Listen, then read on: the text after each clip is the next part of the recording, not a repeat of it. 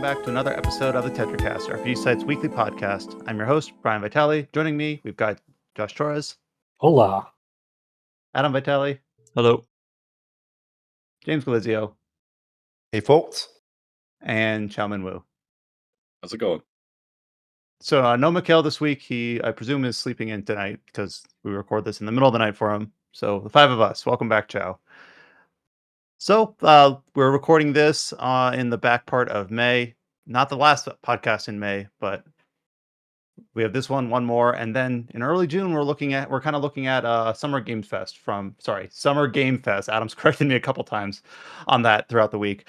Of course, it happens in early June. We always have a handful of boots on the ground going to that, so planning for that, getting our schedules in order, preparing any sort of content or coverage, all that sorts of stuff.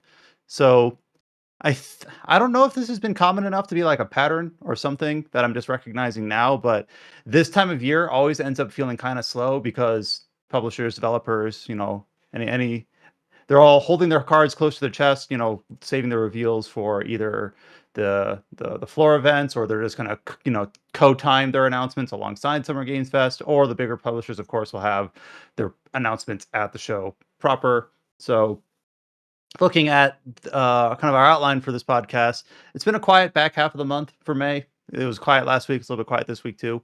In terms of the news front, however, on the site front, we actually have, when I was putting up all of our article features, we've got a decent number of reviews, features, interviews that I at least want to shout out. So not good podcast content, but I at least want to point them out, highlight them. A few of them were put up by those that are contribute to the site, like Hayes and Mikhail, and then James has put some up as well, so he'll have a chance to talk about them. So we'll at least shout those out before we get into the news. And then in terms of games we've been playing, Josh told me that we're going to spend this week talking about Ace Combat. No, that'd be awesome. I'm in. Yeah, but we've been playing some, non-RPGs. We've been playing some other games. We'll talk a little bit about the new Millennium Tales, the Adventures of Elliot demo that came out. Of course, we'll probably save our full thoughts for the full release of that game in about a month. But the demo is, the prologue demo is public. We'll talk about that a little bit. Also, the big RPG release this week is Zero Parades for Dead Spies. Of course, this is the new game from Zum. We talked about it last week. We have a review up on the site from Hayes talking about it, and I think it's a really kind of insightful and considerate review, trying to talk about the game, as it presents itself, trying to talk about the context around the game as it released, of course, following up from Disco Elysium, about the studio Zum, about everything between the release of Disco and the release of Zero, and trying to distill that all down into like a single video game review can be tricky. Unfortunately, we weren't able to get Hayes on this episode of the podcast to speak to it at length. I have played it a little bit. I've started it just last night, so I'll kind of speak to it just as like very initial first impressions, and we'll talk about the Elliot demo, and we'll touch in on Ace Combat, and then we'll proceed from there with all the other features up on rpgsite.net. So I guess with that, I can just take it away with Zero Parades, unless anyone else has anything they want to chime in on before we get rolling. Go for it. Alrighty. So again, I can't speak to that at length. So my guess is that we'll probably earmark another episode of the podcast to talk about it once I've finished, or if we can get Hayes on. Of course, timing in the next couple of weeks will be tricky because of Summer Game Fest, people being out for that. But we'll just have to play it by ear. So I'm only a few hours in. And if you've played Disco, or if you've played any of the recently released Disco likes, like the gameplay format is going to be familiar. You have a lot of kind of abstracted RPG parameters. In this case, it's not the same like portfolio of, I don't know what you would call it, stats that you had in Disco. They're framed a bit differently. And Adam actually kind of brought this up with one of the earlier features we had about Zero Parades, that it's the same genre of video game in terms of just being like a narrative heavy, CRPG, but it's a different genre of story. It's kind of framed as like a spy thriller. So you kind of have when you boot up the game, you kind of can pick like a few different preloads of like what type of spy are you, and let me I actually have the game up now. I'm gonna the terms are a little bit unorthodox, so let me just make sure I get these right. You have your faculty of action. These are like your instincts, your physical prowess, things like that. You've got your faculty of relation. This is like charisma or wisdom, how you relate with other people, or like gleaning information from conversations. And then you have faculties of intellect. These are like your reasoning, your capability with electronics and tools, things like that. So you have like kind of those stats. And you just like in Disco, where you'd have like conversations with yourself as you progress throughout the game, or you interact with objects. You that happens here as well. It's just kind of framed a bit differently. I will say that the I still think the art style is really unique and really charming. It's really kind of cozy. I think the sound design is actually really, really strong. Just like the ambient background music, the hustle and bustle of the little cityscape that you're in. Um, the I will say that the story doesn't quite start off with as strong of a hook as Disco Elysium did. With Disco Elysium, I kind of talked about this last week when I was talking about, or the last week or the week before when I was talking about Esoteric Ebb, that it's framed all around, this a murder mystery basically. Where here it's a little bit more open ended at the start. So, like I said, I'm only 3 hours in, so I'm kind of right in that what's going on phase of this game, where you are basically a retired spy for an organization, but you were kind of, for some reason that's not really known to you, like called back up to kind of go back out into the field. And you're like, that's interesting. Why is that? But you wake up in a similar state as in Disco, where you kind of wake up and your faculties aren't quite there. You're like, wait, what am I out here to do? Who am I with? Let me try to piece together uh, what exactly led to the situation I'm in now. And that's kind of all you're given. You're like, why am I here? I better go out and figure out why I'm here. The one thing that you are kind of given at as like a jumping off point is that you have your partner, which they call your double. His code name is Pseudopod, and you wake up in like your I don't know what you would call it, your apartment. That's your temporary apartment that you're located in for this job. And he's passed out in the chair, and he's like unresponsive. He's not waking up. He doesn't have pants on for some reason, because the game has like this little silly kind of flavor to it, just like Disco did. And you're like, what the fuck happened to you? And you find that he was listening to a tape, but when you try to listen to the tape, there's nothing on it. And you're like, wait, what is this? What did he listen into? Did it cause him to pass out? Did he overdose? Was there psychic damage done? Like, what's going on? So a lot of the early hours of the game are you basically trying to go out saying, "Hey, did you talk to this man recently? Did you give him anything? Did he take anything?"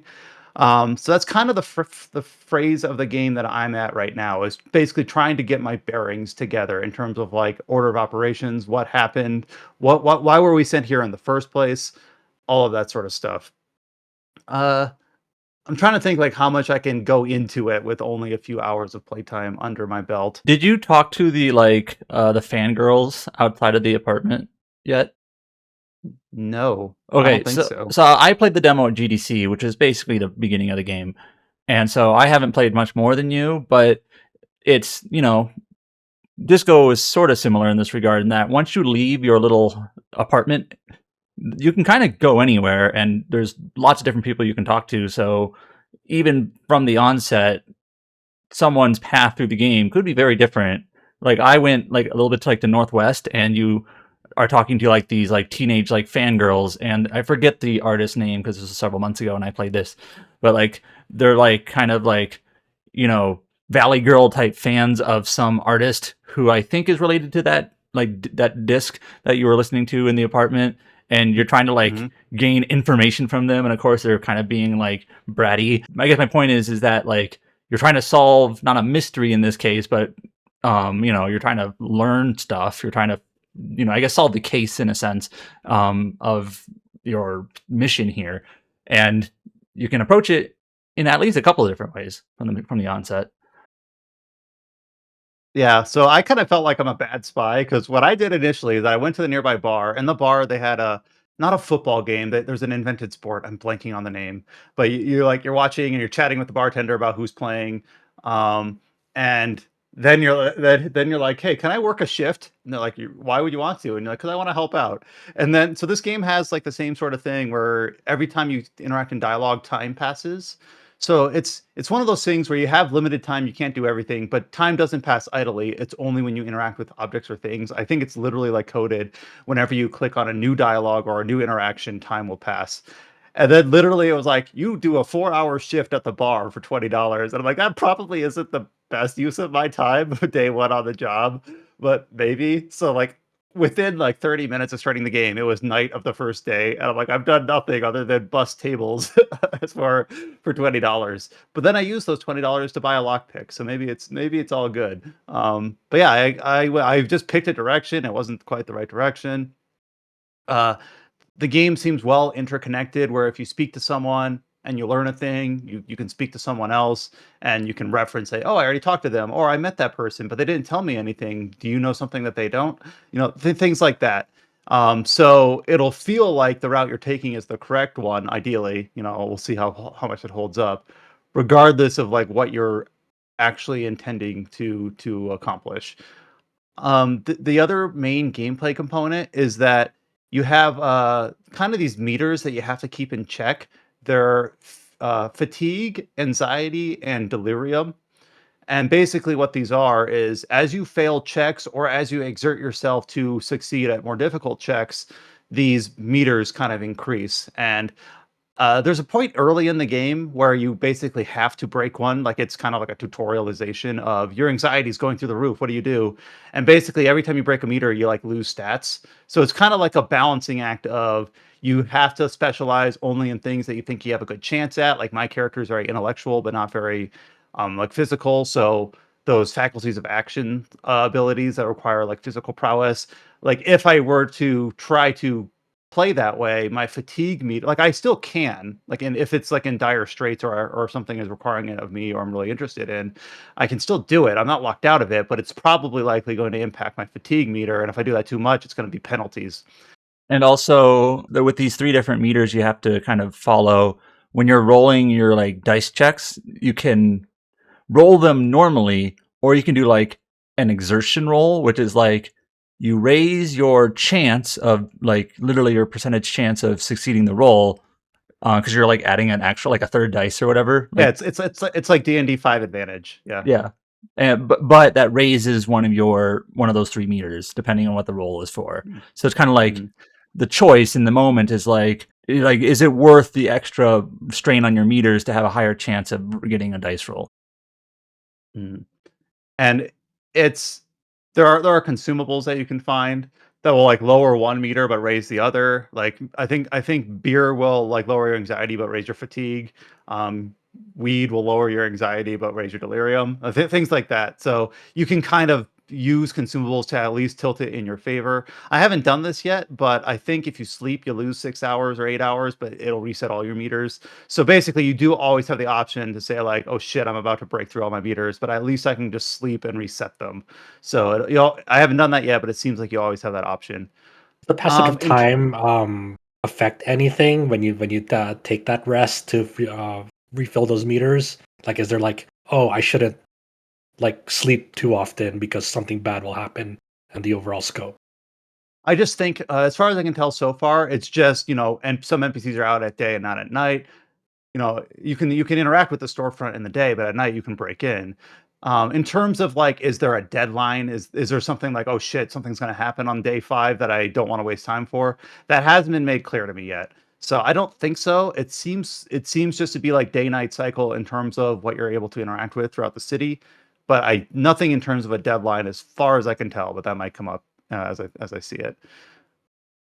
The game does have kind of a very similar sense of humor compared to Disco. So there's a lot of options where you can be very, very kind of silly and irreverent as you speak to people. Like there's a little side quest where someone like you're at basically like this little bazaar in town, like this little street market, and someone's looking for their father that went missing, and they said they saw this father like talking on a payphone, and that was the last time they saw him. And one of the options is like carnivorous payphones. I thought those were extinct, and like kind of like that's not that funny, but maybe. But there is always the option to play it as the straight person as well, so you don't have to engage with the silly dialogue.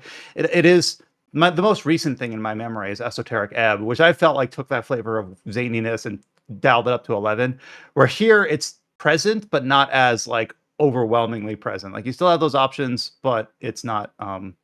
You can kind of speak around it if you want to, or you can kind of smirk or cringe at the silly option in the dialogue, and then just select the straight option. Like you don't have I to have be. two questions based off of that. Mhm. One, like in terms of like dialogue, like storytelling and dialogue flow, is it similar to this ebb and flow that Disco Elysium poked at, like the way that text is presented to you, the player? Is it like in a similar vein or in a similar tone, or does it strike a different flavor than Disco Elysium in terms of like what it's presented to you on screen? Been a while since I played Disco. It feels similar, but I haven't like put them side by side. Hmm. I feel like you're conversing with yourself slightly less. Okay. But I don't have, like, numbers to back that up. It feels like it's a little bit more just conventional. You're speaking to this character, they're speaking back, and then every once in a while, one of your inner thoughts will chime in, and what Hmm. it'll say is it'll have, like, a little dice check next to it, and if they're saying something intellectual, it'll say, like, DC success, you've perceived something about, oh, you can tell they're withholding information, or they're Okay. referencing a technology that you understand. Um, or if it's something like physical or charismatic for my character where I'm weaker, it'll say like DC favored. He seems to be holding something back, but you can't glean what, sort of thing. And I think it's primarily flavor, but I hope it actually impacts like what options Hmm. you have available to you. A- Uh, And then the second question off of that was, this might be too early in the game to even tell in the first place, because obviously as you played through more of Disco Elysium, like it starts uncovering like, hey, this like the way the philosophies that they're presented to you, it's very much like different schools of thought and like how a society is structured, run, different perspectives, and like how social dynamics are constructed.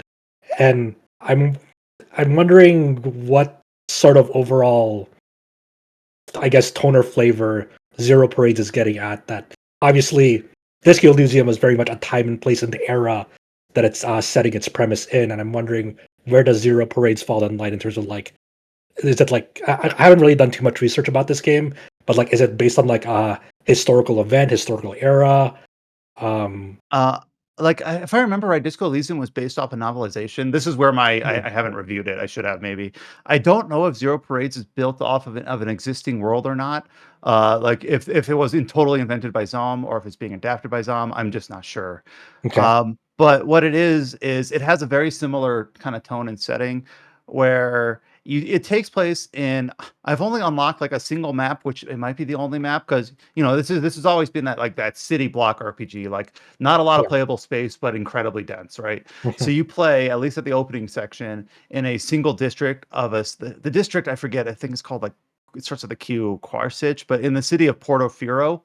And it seems to be under the influence of like a much larger, much more prosperous nation called La Luz. okay, And again, I've only got like a little tiny vertical slice, but it yeah, seems like that Portofino was under communist rule for a long time. It had a single ruler for like 60 years. But that ruler is no longer in power. I haven't quite put the timeline together of how long ago they're out of power. And La Luz is not like has not like annexed this place, but they're like really exerting their influence. You hear about like the media, you see some children watching a TV series, or you talk about that musical artist that's on this disc that Adam was mentioning. They're all from La Luz, and like the children are kind of like, we don't care, we think this stuff is cool. Or the younger people or the adults are like, these are external propaganda forces. They're trying to like change our mhm, way of thinking. Um, and that seems to be kind of the theme about like two different societal ways of thinking clashing, taking okay, place on the side of an era of a place that used to be more uh, communist, or at least a little bit more collective in nature. I see. Um, which is not, if you've played, it sounds a little bit on the nose, but if you play Disco Elysium, you're like, yeah, that tracks. Mhm, Uh, and so you hear about, you talk to like older NPCs that feel like the city is on the downgrade ever since then. They've lost something. But you talk to um, some of the younger characters who are a little bit more ambivalent about it. They don't care as much. And the game doesn't frame it as if they're mistaken. It's just saying, no, that's what they think. That's their perspective, which is, that's their perspective. Who are you to judge that? So as far as I can tell, like, what is the thesis of the game? I'm definitely not far enough to put that together. For sure. But it is definitely at the forefront of it. How it ties into the larger story about the what the main character, who's, I didn't say this, the main character has like a given name, but then also like a code name named Cascade. And you can kind of either have the option as you're playing through the game to give away, like, yeah, my code name's Cascade, I'm here to find out information. Or you can like say, again, it's kind of the zaniness of the game. I guess your partner's cover was as a sock salesman, like a person who Okay. goes around selling socks. So you can say like, I yeah, I'm like here it. to sell socks. And it's just like, that's a bit random, but I guess it's the sort of comedy that the game's going for. Um, but yeah, I am definitely interested to keep playing and learning more and trying to like just see if it holds up to the high watermark that Disco sent, especially with the context of everything that's gone around. It's one of those things you got to keep in mind that there are people at the studio that have worked on both games. So I'm hoping that some of that bleeds through. I will say that this game definitely, without that initial hook at the beginning, it's I kind of felt the same with Esoteric Ebb, where I had to kind of like, all right, I'm going to put in an hour or two into this game, and even if it doesn't draw me completely right from the go, I'm just kind of push through, just kind of another 30 minutes, another hour, and then see if it hopefully grabs me. It's very like cozy, but it's also like kind of quiet and a little bit subdued.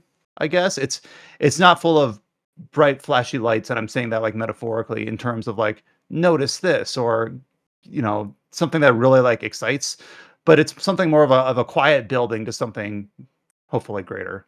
But if you want more thorough thoughts on the game, Hayes did put up a full review, like I mentioned, up on the site, and I will either return to this game on another episode of the podcast, or even better, if the schedules align, we'll see if we can get Hayes on, and maybe by then we'll have a couple people that have played it, so we can kind of go back and forth. So kind of put a pin in it, but these are just my initial impressions. It's one last thing. It works really well on Steam Deck. Like I don't remember if I played Disco with a controller or not, but this one, it feels very intuitive with the controller. Like I didn't even really need to think about it or get tutorialized. It just made sense. So keyboard or controller, Zero Parades works really well. Good.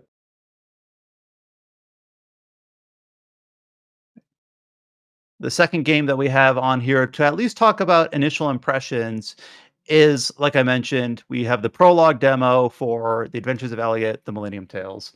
This is a game we've talked about a few times ever since this announcement. We've had a handful of features go up over the last year or so as different information is revealed, as it's been playable in different contexts. But now we have kind of the public prologue demo available, that the usual thing that Square Enix has done, where your chapter 1 progress will carry over to the full release of the game once it comes out later in the summer.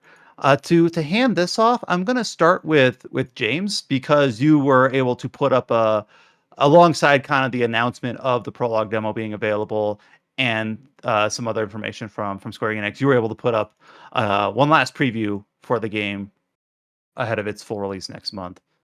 Yeah. So, first thing I want to mention is that the build that I played at Square Enix's HQ, which, by the way, I think I mentioned this in the preview, or if not the interview thing, but this actually was at the same time as the chance I had to go hands-on early with the FF7 Rebirth Switch 2 demo. Actually, this was pretty much the main reason I was there. Yeah, it's really good. I've already wrote about the game previously. I wrote about the original demo, and it was actually surprisingly hard to write about this, considering like how beefy that original demo was. And it's just more of the same. I got to see more dungeons. I got to see more of the abilities. It wasn't the It's same as the prologue demo, right? It was not. It was not. Yeah. Actually, one thing I do want to mention, like just kind of offhand, is I don't know how I feel about the prologue demo. I honestly think that if I hadn't played the original Switch 2 demo, and if I hadn't had access to the preview build where things opened up, I feel like the prologue demo gives you a bad idea about the scope of the game and what it's actually doing. because it feels like it's too simple and also takes way too long to get going. I've seen a bunch of people say it's taken them about like roughly 4 hours to get through the demo. And without spoiling anything specifically, the demo ends the moment you get the ferry, which means the core gameplay element that ties into puzzles besides just throw bomb. You don't see any of that. I'm sorry, did I mishear you? Did you say that like you were hearing people say it took them 4 hours to get through the prologue? Yes. It took me like 3.5. Oh, okay. I haven't touched the demo at all, and I'm like, I feel like that seems like a really long time before things get going in that game. If Yeah, I'm no. It really is. The prologue is maybe a bit too long. It could probably be like half the length, but also it feels like what the story is doing in the prologue demo kind of already is a bit too quick. It's weird. It's a very weird demo. I don't necessarily know if it was the best idea to release it. Yeah, actually, now that I'm talking about that, what did you think of the prologue demo, Brian? Because maybe it's just me. No, well, I played it and I know Adam played it, so I think we'll kind of round robin this. But not it's one of those things to keep in mind, like not only is this a demo, it's the opening of the game. So the opening of the game is kind of like one of them slow burns, which can be done fine.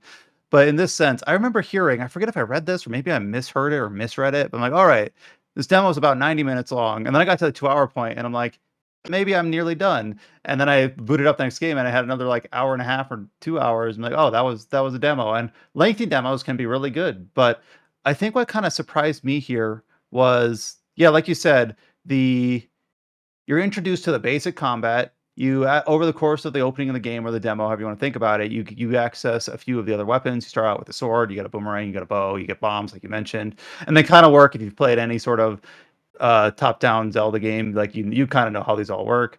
You're introduced to side quests. You're introduced to some main characters, but I think what disappointed me most about it, and not like long term, but just like, huh, okay, is the exploration felt a little dry.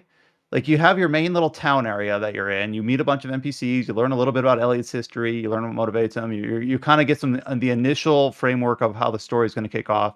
But then when you go into town, it's a lot of like just well animated, like open areas. Like the physical design is fine, but it's just like enemies dotted around and treasure chests and caves.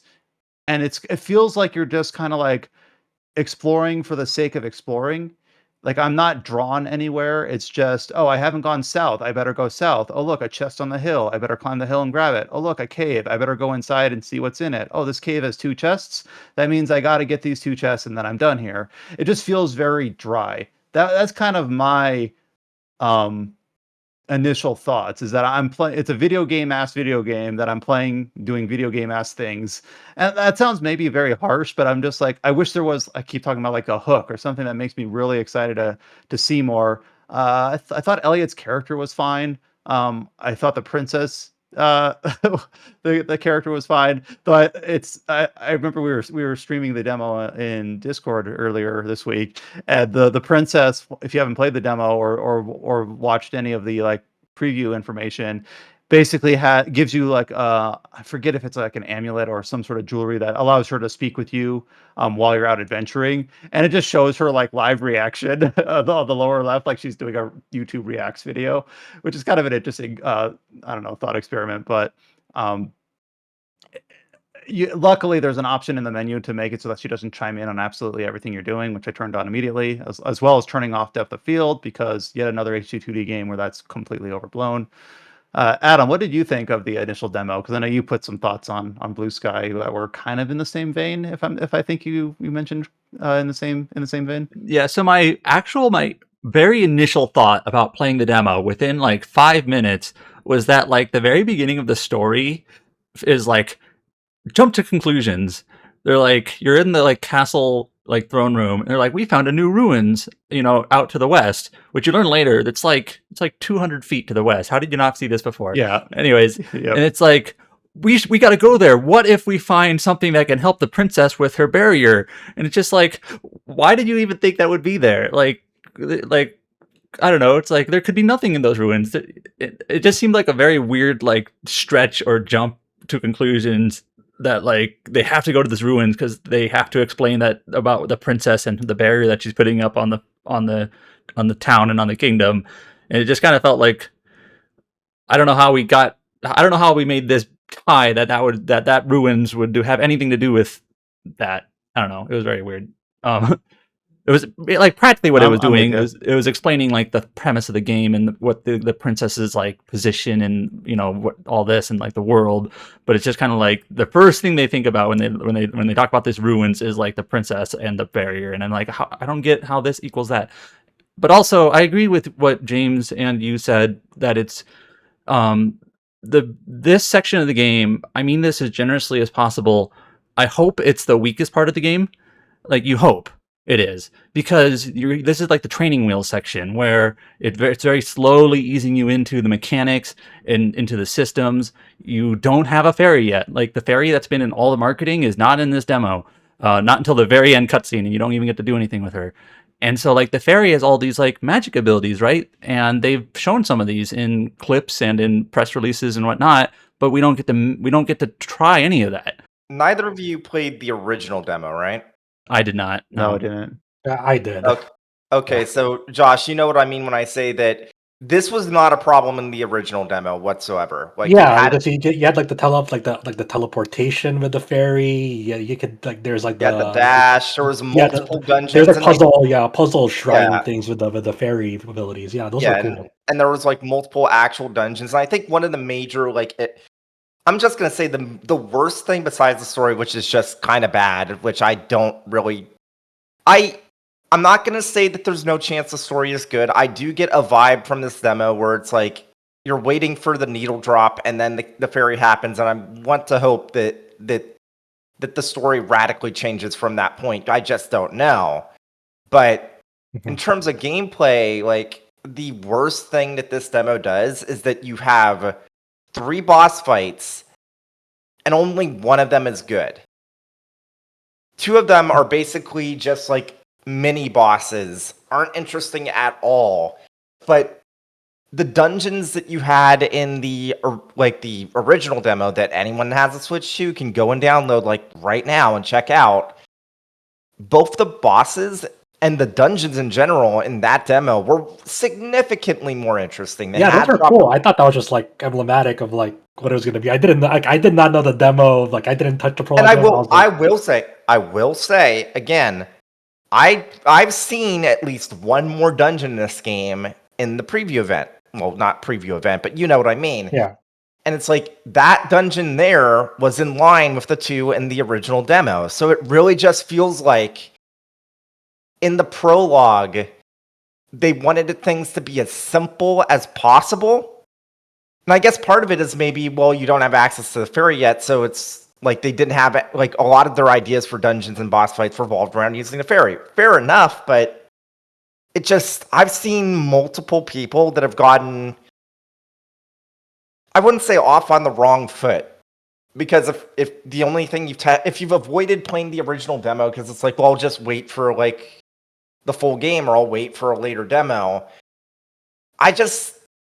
This is not a good demo. Yeah, it sounds like there's definitely a good chance that a good chunk of people may have already bounced from this game because of a lackluster epilogue demo or prologue demo, and you don't want this to be the game to be like, hey, starts getting good 4 to 5 hours in. It's like really, Yeah, like yeah. I don't want to hear that from like a Zelda-like game. About that's Yeah. like emblematic of a 2D Zelda game. Obviously, some 3D Zelda games do take quite a long time to get better, but I Yeah. never want to hear like a 2D Zelda-esque game.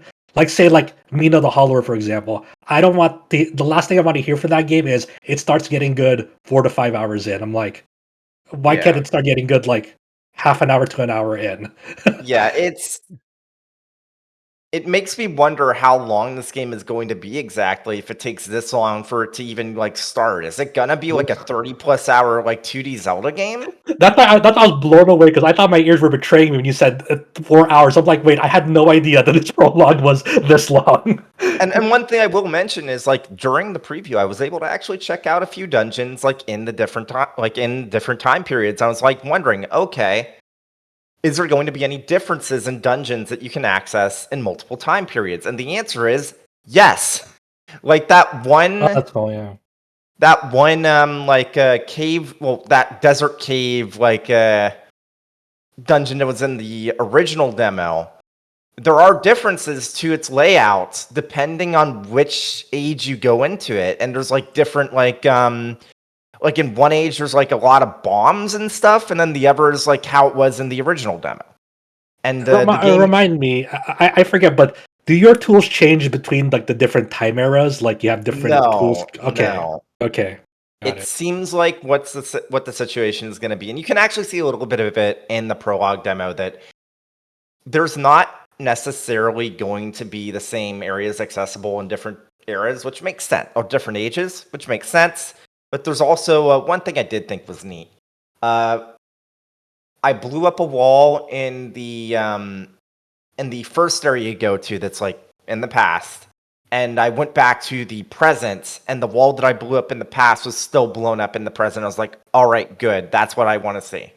Don't make me Okay, blow yeah. up the same wall twice. It's a small thing, but it's like, Yeah. I wonder if there's going to be any like Chrono Trigger ish, like don't pick up this treasure chest in the past, wait to the present and pick it up then to get a better item. Probably not. That's fun. You know what the worst thing about that thing? What? If you didn't examine the item first, you actually get the weaker item. So you had to purposely examine it in the Oh. past and don't pick it up before you get Yeah, the this better is ringing a bell. Anyways, but it's also another, like I said earlier, I'm trying to be generous that like, okay, this is the start of the game. It's slow, it's simple. It probably goes on for too long, but I'm like hoping, and based on what people have said, like James about the other demos, that yes, once you get the fairy and once you get more abilities and once, dungeons become more complex and whatnot, hopefully it does eventually become something really enjoyable in terms of like combat and exploration and dungeon puzzling and whatnot. But also like in this, there's kind of another wrinkle to the simplicity of this demo. Like you get introduced to quests, and these are like, I'm trying not to sound too like exaggerated, but like some of the most simple quests you have ever seen, where it's like one of the quests is, we found your old bow, go kill 10 enemies and then come back, and then I'll have the bow ready for you. So you go, leave, kill 10 enemies and come back, and it takes like 20 seconds. And it's just like really simple. And then there's another quest where it's like, you need to get 3 flame stones. So it's like, okay, go to the cactus area, destroy 3 cactuses. Oh, that's a different quest. You destroy 3 fire enemies to get flame stones, and then there's another quest where you get like the cactus items, and then you return. And they're like the most simple, just like kill so many enemies or fetch so many item type quests. And it's just kind of like, I hope there's more to these later.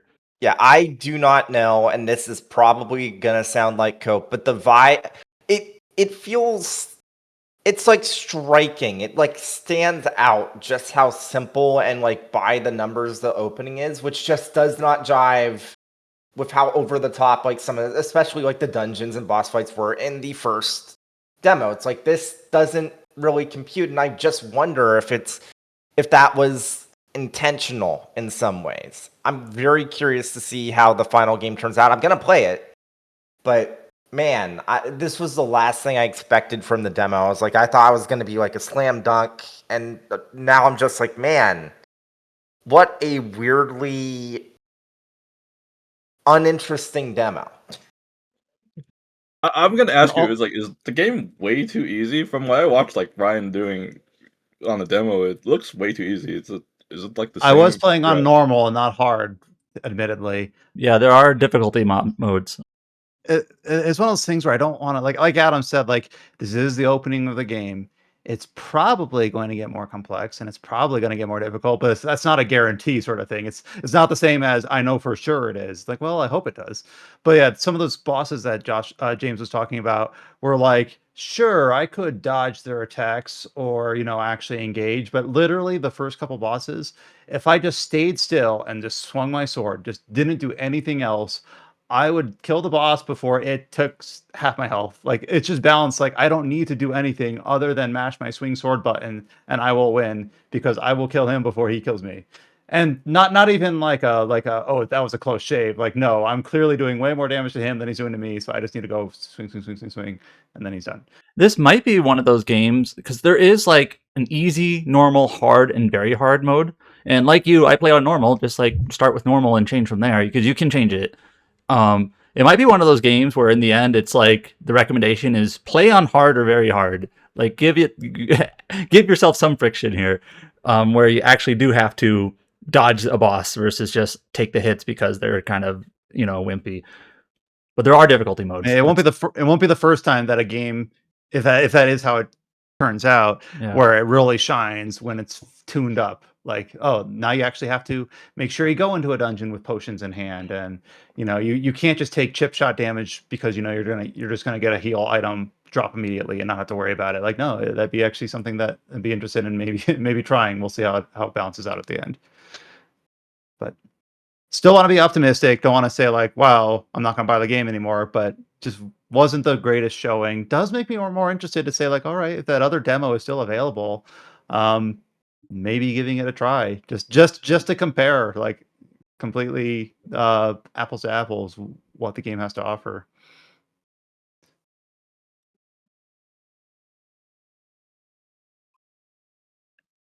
And then, sorry that I spoiled it earlier. We have a section earmarked here to talk about some PS2 games. I know this is just kind of like a what you've been playing, It's Josh, a very small thing. Like, since we revisit games sometimes. Yeah, I mean, there's kind of like a small gap in the schedule of games I'm interested in. That I'm like, hey, Ace Combat 8 is coming out somewhat like this year, I guess. I figured I'll take this time to do half refresher, half because I love these games. But I started replaying the PS2 Ace Combat trilogy, consisting of Ace Combat 4, Ace Combat 5, and Ace Combat 0. I finished 4 and 5. They're pretty, they're pretty like short games if you're just like playing them normally. They are about, besides like cutscenes and briefings, you have like maybe 4 to 5 hours ish of like actual in-game flight time. And I'm always surprised at like how much I appreciate these games.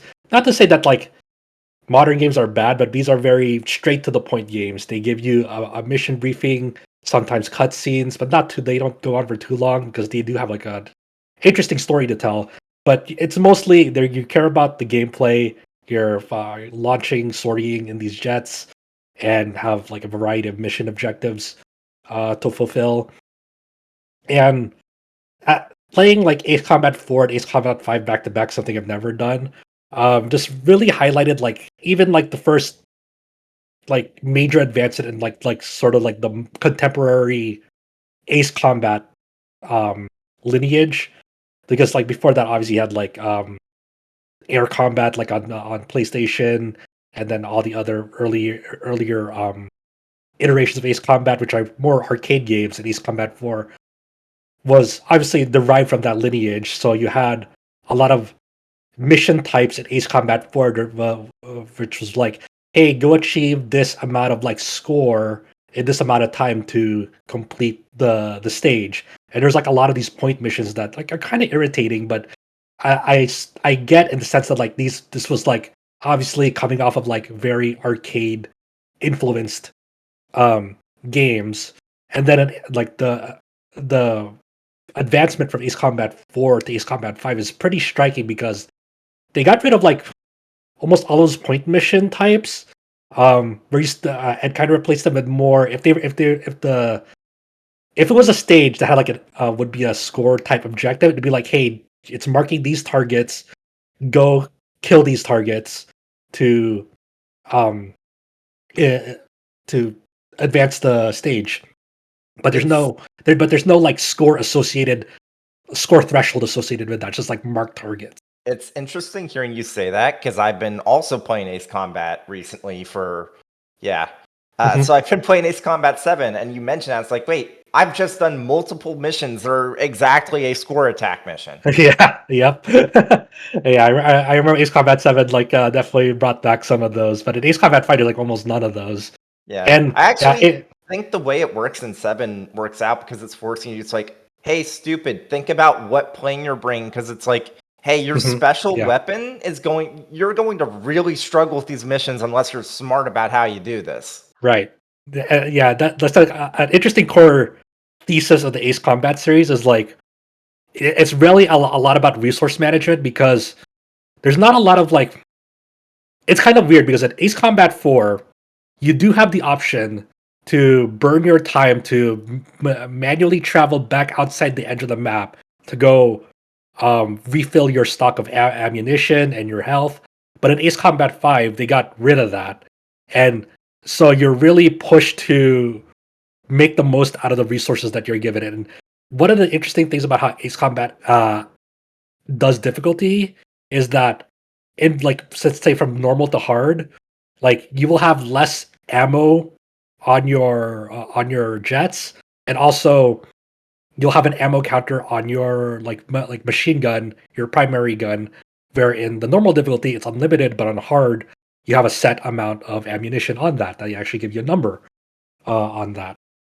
So and like you mentioned, James, like on top of that, on top of like your base primary gun and your primary missile stock, um, you have special weapons, and each of these special weapons they operate differently and have different specialties. Like some are like good against ground targets, so they're good at like homing in on targets that from afar, where they like travel up right on top of the target and then fall down.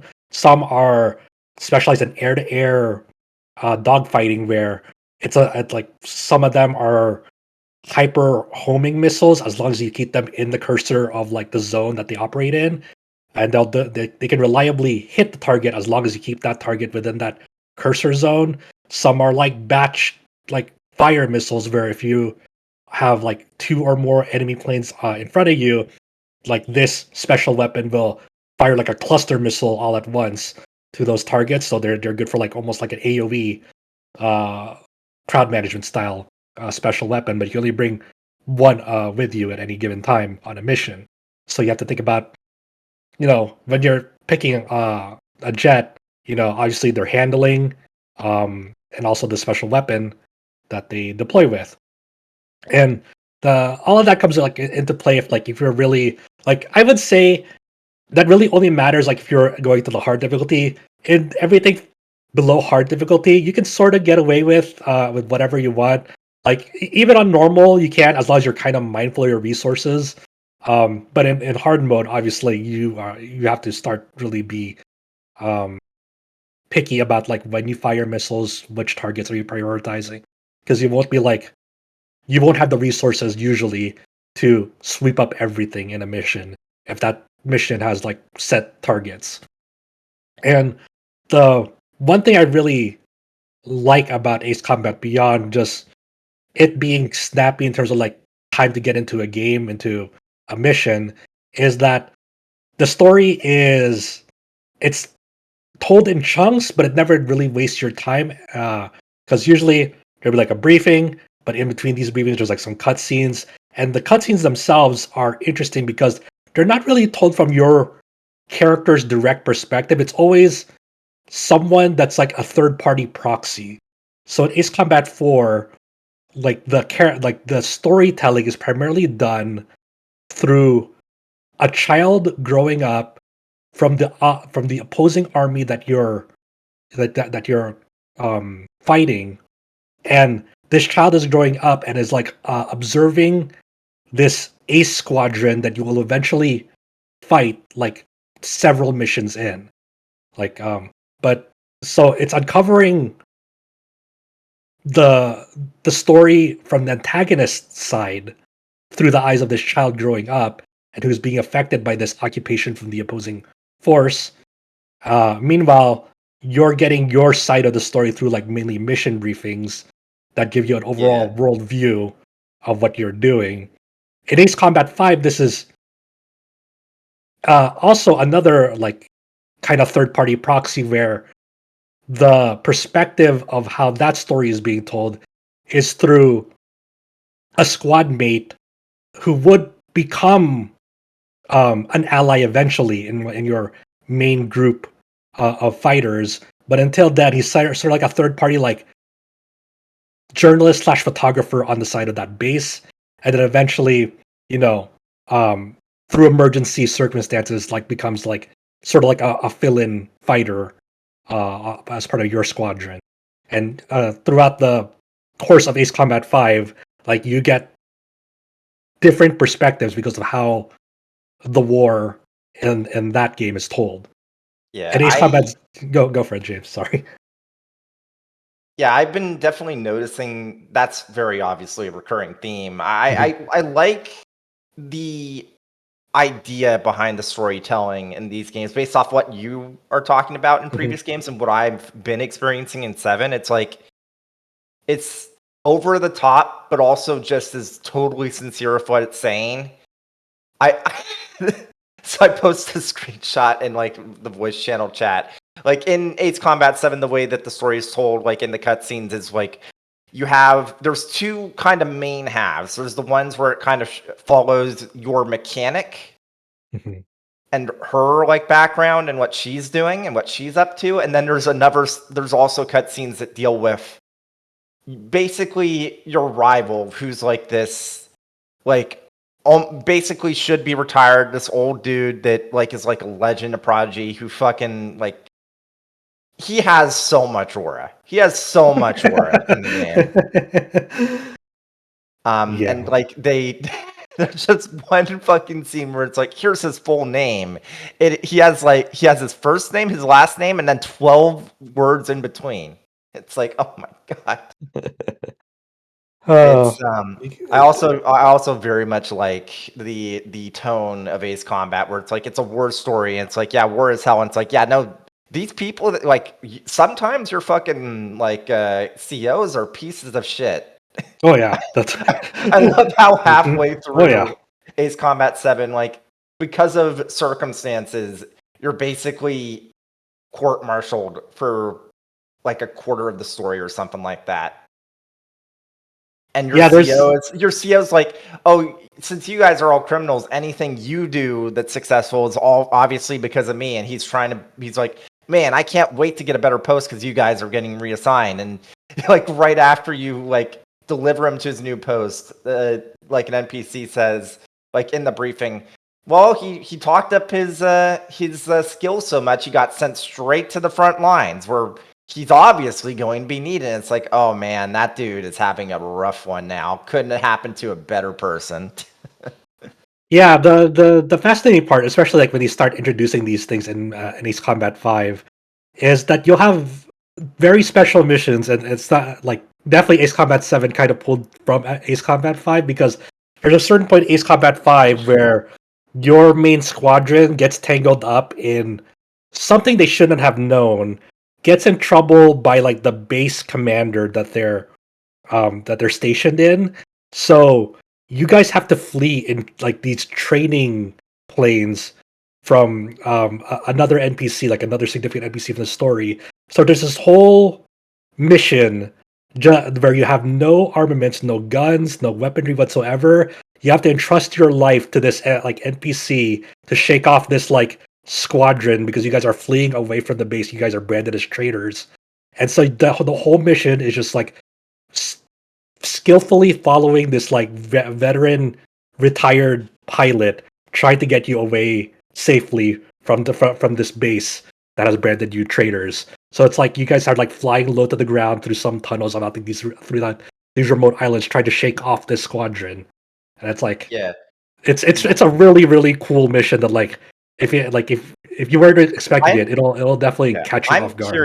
I'm curious because one thing I've noticed that Ace Combat 7 likes to do a lot is it really likes playing with clouds in terms of like the mission structure. Like there's a really nice one where it's like it's a 2-part mission. You have the first half where it's like just blow up a bunch of oil fields, just blow it the fuck up, and then after that you have to chase these oil trucks like through a fucking like dust storm, and because of the dust storm they only periodically will show up on the radar. So it's like once you've seen a radar blip, you have to pay attention to that and be like, okay, head that way, because you know they're around there even if you can't see them on the radar. But one thing you also want to do is you want to dip below the like dust storm to actually target at them, and then like the very next mission, it's like, okay, you need to deal with these radar towers that are like feeding the satellite for like their missiles. So you want to go underneath the cloud cover to sneak up on these radar towers, pop out to break them, and then just immediately dip back into the clouds. Otherwise, you're going to get like targeted by a fuck ton of missiles. It's like, that's interesting. I do wonder how prevalent that was in previous games, because that also very much reads to me as something that they might have, like, not knowing any better, that they might have focused on with Ace Combat 7 because of like how cloud tech has undeniably improved over the years. So Yeah, I don't know. not necessarily in terms of like clouds, but like definitely in terms of like mechanics. Like for example, in Ace Combat 4, there's this crazy like super weapon called Stonehenge that like if you're not below this certain altitude, it'll fucking wipe you out because of how this tech is structured. So there'll be multiple times throughout some missions where like you have to be wary of like the comms that you're receiving, because they'll let you know, hey, Stonehenge is about to fire up, and they'll remind you have to be below like I think 2,000 altitude, and if you're not, it'll just be like instantly fuck you, wipe you out. You have to restart the mission. In that regard, there's also a similar sort of mission in Ace Combat 5 where you're trying to rendezvous with the resistance group, and then before rendezvousing with them and helping them escape, you have to wipe out any of like the nearby opposing military force trying to find them. But their anti-air defenses are so tight knit in that territory that you cannot like go above like the rim of the canyon that you're in. So the majority of that mission, you have to navigate slowly through like canyon ravines, because if you dip out of them, you'll just have like a super accurate like missile like that is like almost guaranteed to hit you if you like even peek outside of that canyon. So it doesn't really, they don't really have like the tech yet on the PS2 era to really mess with the weather that much, but they definitely have mechanics where they play around with, obviously altitude of like, hey, you have to make sure that you're at a certain position during a mission, and of course there'll be some missions where like visibility is low to like poor weather conditions, whether it's like snowy or dusty, and they play around with this too.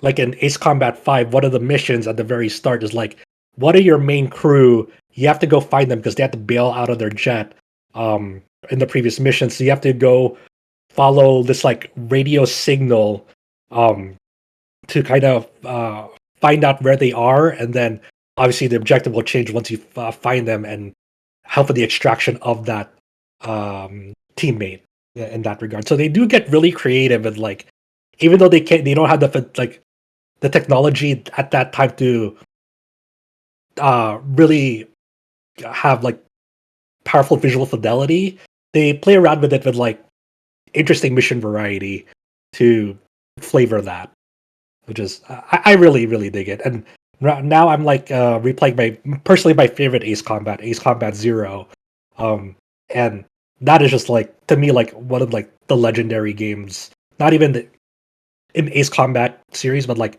one of the all-time like legendary games personally for me. Of this is like why I really really like video games, and this is like one of the games that helped me really appreciate like the power of the medium. That is like, not even beyond storytelling, just like throughout these games, like something that like even if it's like the weaker side of Ace Combat, like something that they will always nail is the soundtrack. The music for these games are fucking incredible. Like that the Project Ace's sound team does not fuck around. They are always at the top of their game. All right, I definitely feel like we probably derailed things a little bit there. There's not Ace Combat podcast. I mean, it is now. It's going to be in the title at this point. But yeah, hey, if you're interested in playing Ace Combat, I wish there was an easy way to play the PS2 games without having a PS2 and physical copies of that. Maybe people will make decomps. Surely they will make decomps. Those feel like those feel like games that are ripe for like the wave of decomps we've been getting. Like, surely people are going to decomp the PS2 trilogy. Surely. Hopefully, I hear there's one for Ace Combat 6 that's in the works. I'm actually really interested in that because that's the entry that I've played the least because I've never owned my own 360. I played over at a friend's house, but I've never owned my own 360. That's when I that's the one I should played the least. pick up a copy of the 3DS remake of. That's a remake of 2, right? Of Ace Combat 6? I don't think so. No. The 3DS game, isn't that technically a remake of 2 or 3? Oh, one of those is. I forgot which one. I know which one you're talking about, but I'm forgetting which one is which because there's been multiple Ace Combat portable entries. Ace Combat Assault Horizon Legacy is a remake of 2. Okay. Yeah. Yeah, because I remember Assault Horizon Legacy is a different game from Assault Horizon, where people actually like Assault Horizon Legacy, but they definitely did not like Assault Horizon. Yeah, I should play this one because, yeah, it Yeah. seems like people like it. That might be worth checking out. I'm so excited for Ace Combat 8. I hope it's really good. My only concern is it's Unreal Engine 5. I wonder how it's going to run. I know. I know.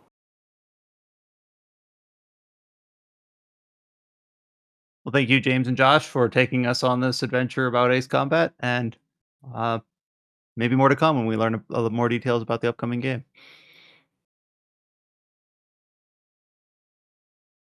Throughout the course of that games talk section, we talked a bit about a lot of the features available on the site. We have James's preview for Adventures of Elliot. We have the review for Zero Parades. A few other articles that I owe, some of our site contributors at least a shout out to kind of highlight and platform some of the excellent work that they've done throughout the month of May. We have a couple of Switch 2 related features from Mikhail. One of them is about the recently released Tales of Arise for Switch 2. So if you're like a Switch 2 specialist and you're waiting for that version of that game, he has a very a technical breakdown only in the way that Mikhail can do for that version of Tales of Arise. And then a little bit more out there, we talk about Canna Bridge of Spirits, which launched on PlayStation but has made its way to other platforms, including Switch 2, the upcoming port. And Mikhail had a chance to Upcoming talk port, it's to. been out. Oh, sorry. About the recent port for Ember Lab, and Mikhail was able to speak to those developers about the decision to go to Switch 2 and some of the context around that. So we have that interview up on the site. Then Hayes has a few things up on the site as well about the upcoming Black Flag Resynced. About just first one is just kind of a preview about Hayes is kind of I'm interpreting from the preview here, kind of a lapsed Assassin's Creed fan that's really excited to revisit Black Flag, and then a little bit of an interview with Ubisoft about the nature of remaking games. Like, this is really the first true remake in the series, as far as I'm aware, and the developers talking about how much care they have to go through when you're remaking something like this. Like, even some seemingly simple ideas like backporting the ability to crouch from newer games into games like Black Flag that didn't originally have a crouch button. What does that mean? Like, what considerations are have to be taken into account when they're making decisions like that, kind of at every level. So a very thorough interview with that team at Ubisoft for the upcoming remake. And then one more interview from Mikhail talking to Supergiant Games about Hades 2. Hades 2 just recently released on PlayStation and Xbox following its original release on PC and Switch. Talking about just the studio in general, going to Hades 1, which was obviously their breakout game. Not that their other games weren't critically acclaimed, but Hades 1 took it to another level. The decision to go to early access, both for Hades 1 and Hades 2, what they learned between the two games, releasing it on multiple platforms in that staggered fashion. So just kind of a look in at some of the considerations that the team at Supergiant had when rolling out Hades 2 ever since its original release last year. And I think sometimes I have inadvertently skip URLs here. I think that covers every feature that went up on the site in the last week. If you have our site bookmarked, just click the articles tab at the top, and you should see all of those listed there right from the homepage. There is one more feature, sort of. Oh, did I miss one? I wrote a walkthrough for Final Fantasy VII. There you go. Oh Up yeah, on the site. yeah. So if you're a fan of the minimalist style walkthroughs that Adam kind of helms the majority of up on the site, if you follow them for the Pixel remasters, Adam is just recently published one for Final Fantasy VII. Recently got re-released on PC with kind of like modern considerations following the PS4 and Xbox release from what was it 2024 when those got wait it was longer ago than that, wasn't it? But It was like 2017 or something like that. So okay, but the original PC version was 2013, based off the bones of the original PC version from the 90s. So you were able to play both of those ports basically back to back and actually see like, oh wow, it actually references the buttons on my controller now rather than just confirm and cancel and switch in text. And I have to figure out which button that is. And you have to yeah, hold X and R1 to escape from battle instead of the shoulder buttons. and for some reason, the way that the controller defaults on the 2013 Steam version, like your your L1 button is like now select, and now your select button is like L3, like pressing down the left stick. It's just kind of like awkward. And yet, like you said, it doesn't give you it doesn't tell you what the buttons are. It just says press cancel or switch or menu. So the new port has some issues, but like I appreciate that when you load it up, it detects your controller and actually will show you the icons, at least for an Xbox controller. And like they're just in the spots, so the buttons are in the spots they should be. So, Are there any other like obvious differences between the two? I'm just uh, curious because I haven't played the 2026 version. there's no junky launcher. It has a new launcher. I actually Oh, okay. this is actually one of those things that like I sort of noticed, but I couldn't like something felt a little bit off, and I wasn't sure why. In the launcher, when you press like the start button, there's like a sound effect that plays. It's like a Final Fantasy sound effect, but I'm like, what is that again? What is that sound effect? And someone mentioned I was looking at Steam reviews, and they're kind of jokingly, but also kind of serious. They're like, this sound effect is from Final Fantasy VIII, and you have it in the Final Fantasy VII launcher. This is trash. True. So, So the new launcher has a Final Fantasy VIII sound effect. apparently. So okay. yeah. But yeah, so it has like a different like visual like filter on the screen. It like looks to me, it just like looks a little different in terms of like how the characters appear. Like they got like these Lego looking character models right on the pre-rendered backgrounds or whatnot, and it looks a little bit different from the original game. To me, like not one necessarily looks better than the other. Like when you have like Lego characters and like this old game, I'm just like fine, it's whatever. But it does look a little different. Than the other versions. So, some people might have strong opinions on that. There are apparently also like sound effect issues in places, but I'll admit that I'm not one of those people who would really pay a whole lot of attention to that unless they're like egregious. But apparently that is a problem. But yeah, real quick, I had like walkthroughs up for Final Fantasy 1 through 6. And, we've gotten good feedback on some of our other walkthroughs that we've done. Like I did the Suikoden ones, Chow did the Lunar ones. We have a few others. Chow did the Saga one, Saga Frontier 2. And just like kind of, just functionally speaking, these sorts of like pages for a website like ours, it's not creative writing. It's not a deep insight. It's not like information, or it's not like a news post, like, an announcement, but these sorts of pages are like a useful resource for a website like ours that people have told me that they really like my style. It seems that we get traffic. They kind of like raise the floor, if you will, of how our site functions. So they're worthwhile to do, and I kind of like doing them, to be honest. Just have that brain to stay organized and write these things out. So I'm not gonna point any fingers, but I've seen that some other bigger sites have started adopting this more minimalist style in their guides. Yeah. Yeah, so basically my idea is like if you wanted a really super thorough, like every possible detail you could ever want on Final Fantasy VII, like there are websites out there. Like this game is a hugely popular, influential game that's been out for 30 years almost. It's whatever. But like my walkthroughs kind of in general are meant to be just like, hey, you want to play through the game, you don't want to dive into like an encyclopedia, you just want to go from start to finish and just kind of like follow along to make sure you don't miss like a limited time window or like, a one time only pickup that you have to get now or whatever. Just like, something that you can more casually just kind of follow along and not miss anything. So, if that is of interesting to you, we have a few of those. And I see people reference them sometimes, like, "Hey, I'm missing a mini medal in Dragon Quest III HD. Oh, look, RPG site has a picture of every single one." Or I'm playing through the Lunar games. Where do I find the bromides? Oh, you can follow this guy. It's got them all. So, yeah, a lot of work goes into those, and it, like you said, it kind of like keeps the lights on. It raises the floor, and it's something that can be equally relevant today versus someone deciding to replay Final Fantasy VII 3 to 5 to 10 years from now, hopefully. So, good shout.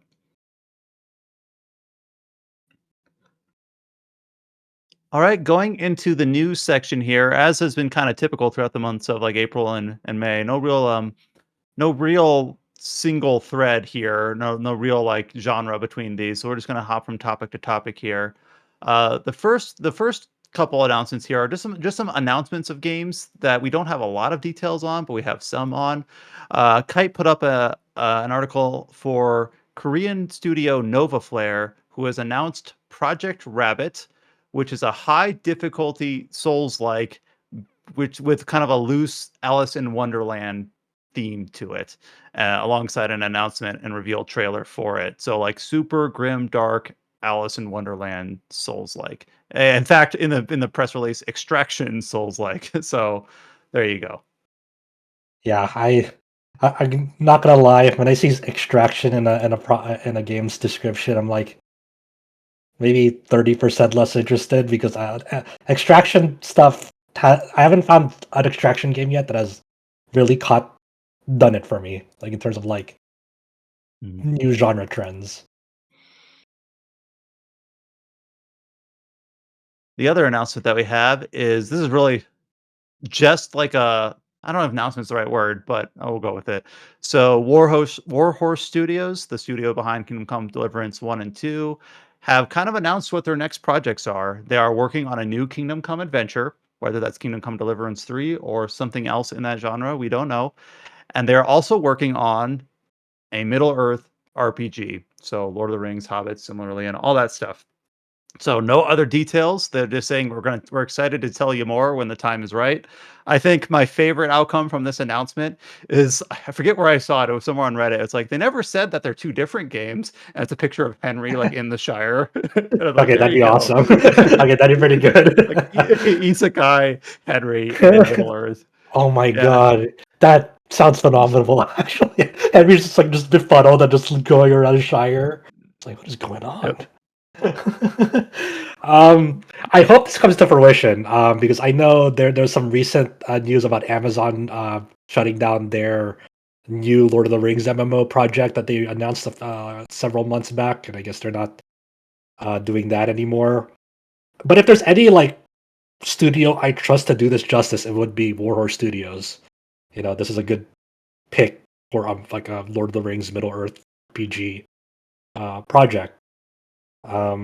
Just I guess it all just depends on like what they have to show when the time comes. I believe this was like first shot off like during like some Embracer investor stream, right? Like they were. I actually don't remember where the original source is. Yeah, well, yeah. So Embracer had their like year-end financials where they, talk about a bunch of different things. Some things not so rosy, but Mhm. kind of like in that sort of like year-end wrap-up, look ahead to the next year. Kind of alongside that, they basically announced that Warhorse, which is one of Embracer's studios, is doing the Lord of the Rings game and the a new Kingdom Come adventure, whatever that means. So. Yeah, and then they also talked about like here are also some other IPs that are dormant that we would like to reactivate or whatever. And some of those were like Deus Ex, Thief, some other ones on there. So I forgot they had like the Eidos, like some yeah, of those IPs now. I will say that this announcement, I feel like it's a little poisoned by like primarily Amazon, but it just feels like all the big Western publishers really want to leverage Lord of the Rings and have mostly failed or at least not succeeded to the extent they want. Like, Also, this comes right off the heels of the most ill-advised like MMO announcement of all time, where Amazon's like, "We are making a Lord of the Rings MMO," and then people ask them, "What about the people that are currently playing the current Lord of the Rings MMO?" It's like, "Oh, they're gonna move over to this one." You don't know MMOs, Yeah. and and then they then they just just can't. yep, the like what Josh said, but also like the new like it feels like they announce them, and maybe I'm not in the thick of it, but it feels like they announce a new movie project every other year. Like Andy Serkis is going to make 2 Gollum movies because people wanted that, and they're writing some new movies based on the Silmarillion, which was is that even like does that even support a movie format? Well, they're going to make it. Not and then Rings of Power never really like I felt like it's gotten like I've heard that it's gotten better since it launched, but it had a lot of it didn't really succeed at least broadly. But maybe I there's something I that I'm wonder not interpreting correctly. Go ahead. I wonder the current state of like the brand power of the Lord of the Rings IP even is, because one of the last major releases for that like multimedia franchise was Lord of the Rings Gollum. Yep. Do we not think that might have had an impact on how people feel about new entries in that IP in the foreseeable future? I feel like the only thing really people care about, and rightly so, is that original movie trilogy that really Yep. brought it to the mainstream. Because even like the Hobbit trilogy that came after is like, no, people weren't really feeling that over the original trilogy. Remember, there was an So, I anime don't know. And movie not that long ago. Yeah, I remember. Yeah, was and it a that also series or a felt movie? kind of I like forgot. Yeah, It was a it movie. was a movie, but it yeah. also kind of felt like it was like my reception. What I heard the reception was it was fine. I Yeah, guess it was lukewarm. Didn't I set the heard it world on was fire. okay. At And least it wasn't bad. That was Right. the Yeah. takeaway.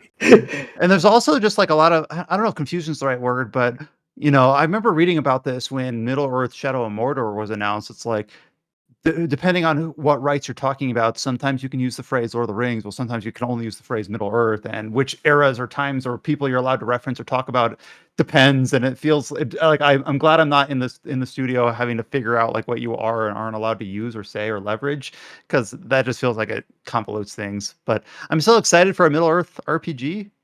Like I remember when we were playing the classic like PS2 like beat 'em ups from EA, like man, like an action RPG or even like a full scale RPG or even like the Third Age, a Rem- turn based one Yeah, from remember the Final Fantasy X remember, ripoff? remember when they had that Hobbit game that was basically almost like a Zelda game?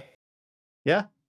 There was also just like a recent Lord of the Rings game that came out not too long ago, but it was like it looked more cartoony. Like It was Tales of the Shire. Tales of the Shire. Well, that one I actually understand because that space has exploded in like the last 10 years. Yeah. The cozy game, Mhm. and I say that genuinely. Like I'm not surprised they did that, and But I have no I idea how heard well it did. Yeah, I know that was coming out I've for heard that. I've heard some people really like it, and some people thought that it really came up short. It Mhm. seems like it depends on I guess your personal taste Mhm. is how I understand it. So yeah, like, and none of that is the fault of Warhorse. Like they're like, hey, we No. want, we're interested in this, but I just feel like, oh, another studio going to try another Middle Earth thing. I hope this one succeeds. That's kind of where I'm at, where it feels like the conversation's a little bit poisoned, but at no fault of the studio making the announcement. Yeah, we can always hope it's Henry isekai'd into the Shire. Now you want me wanting that. God damn it! I didn't think about that. Did we talk about, I stepped aside for a second, that Embracer also announced that it's kind of been doing this sort of thing for a while, but it's splitting again into like different Oh yeah, companies. No. we didn't mention that, but I did see that also. Like it's like what like the split is also weird and arbitrary because like ones that like focus on like big brand like have IP, and then the other ones are you can explain it better than I can. This always kind of feels like almost like market manipulation to me. Like it was Embracer. Well, before they were Embracer, they were just THQ, but then they were like THQ, but THQ was also one of their like subsidiaries, so they renamed themselves Embracer while THQ is still a subsidiary. But anyways, like a couple of years ago, I'm gonna get some of these details wrong because they keep shifting stuff around. It's hard to keep track of. They had like we're gonna have like 3 different companies. We're gonna have Middle Earth and Friends, and then like the Coffee Stain Group and something else, and then like Coffee Stain, like I think it was Asmodee, and then like Coffee Stain was sold off to like other investors. And then like Middle Earth and Friends, that's literally what it was called, Middle Earth and Friends, became Fellowship Entertainment. And then they're going to spin off now, like between Embracer and then like Fellowship Entertainment, where Fellowship Entertainment is going to keep like the Lord of the Rings IP, Tomb Raider, and a few other things. And then like Embracer is going to keep some things as well. And I've seen some speculation. Here, actually, I found a list here. Fellowship Entertainment will basically own 4A games. That's the Metro series. Crystal Dynamics, Dam Buster Studios, Dark Horse Media, Eidos Montreal, Fish Lab, Flying Wild Hog Studios, Gunfire Games, and Warhorse Studios. So like Fellowship Entertainment's going to have most of their big stuff, and then like I think like the rest is going to be under Embracer. Limited Run Games, Beamdog, Aspire, Play On, THQ Nordic, things like that. And I've seen some speculation in terms of like why are these going here and those going there, and I've seen some speculations like, well, they're going to saddle all the debt onto one company and then have that company, file for bankruptcy, but then the other company will be fine, type of thing. Like, what's the strategy here? And it's one of those things where it's just kind of a mess. And I honestly don't really care too much to get much deeper into it, but Yeah, they're splitting into, for money reasons. it just, I don't know, man. It always gets muddier and muddier. Yeah, there's like I put up a slide on the voice channel chat, but like the way that they phrase it, it's like Fellowship Entertainment is like they call it an IP-led entertainment company, which is what I was thinking of, and then Embracer, which is the other side of the split that you mentioned. The tagline they use for that is "Home of Proven Entrepreneurial Businesses," which is it all seems That is a mouthful. Yeah. Yeah. There's also one thing that I was also there you go. The referencing earlier. Hold on, I'm trying to get up. Oh, real quick, I also did see people notice that like throughout both of these splits, not Volition, but Saints Row was never mentioned. And people are like, "Rest in peace, Saints Row." They did on the Oh, they did? under the Fellowship licensing IP management. It's in the vault, and then they call that the under leveraged brand equity that we intend to activate. So this is the one that I was Man, referencing to earlier with the Deus Ex and Thief. I Oh, feel is there. so fucking bad for Saints Row because it's like, what's the best way of saying that? It's like, it sucks the grifters freaked out about the last one, but also the last one was not the move and not what any of the fans of that series wanted. It's like it was definitely a lose-lose situation on that end. Unfortunately, like it just kind of missed the mark on what people wanted out of Saints Row, and that just poisoned the conversation even further on like the moves they did to that as well. But some of the IP also on top of the underlisted in this vault is Time Splitters, Red Faction, Legacy of Kain. But like this is sort of weird because the Fellowship has like different tiers, like the core tier, the full franchise orchestration. They say like the ones that they list are the Lord of the Rings. They have commercial rights, The Hobbit commercial rights, and Tomb Raider, which they own obviously on that. And then they have the specialist tier, which is Game First Rhythm, Selective Category, Game First extension. Rhythm. Yeah, of course, since they have Gunfire Games under that, Darksiders and Remnant is there, and then Warhorse is there, so Kingdom Come, obviously, but then they also mentioned Metro, and they mentioned Dead Island 2 specifically, not Dead Island as a whole series or franchise, just Dead Island 2. I heard Dead Island 2 is pretty good and sold well. Yeah, for a long time, but yeah. Really thinking about it, like Remnant 2 is probably one of their most like successful games of all time, huh? Probably. Specialist too. It's not even part of the good ones. Well, I mean, look, Lord of the Rings IP and Tomb Raider have even considered as much fluff as it is. stuff. I think I understand what they're saying. Where it's like there's like Tomb Raider movies, obviously the Lord of the Rings like multimedia stuff. The specialist here is like, no, this is stuff that's primarily games, which makes sense. Yeah. So we'll see. I mean, more people want to see new stuff out of like series they really used to like, but Legacy of Kain, please, more. Good luck. They intend to activate that, Chow, so be patient, okay? I waited many years. It's pending activation. Wasn't there a new Legacy of Kain remaster remake thing that was very weird? Yeah, but nothing new, right? Yeah, it's like a remaster. It's like the It's a remaster. Soul Reaver. And doesn't it also have like a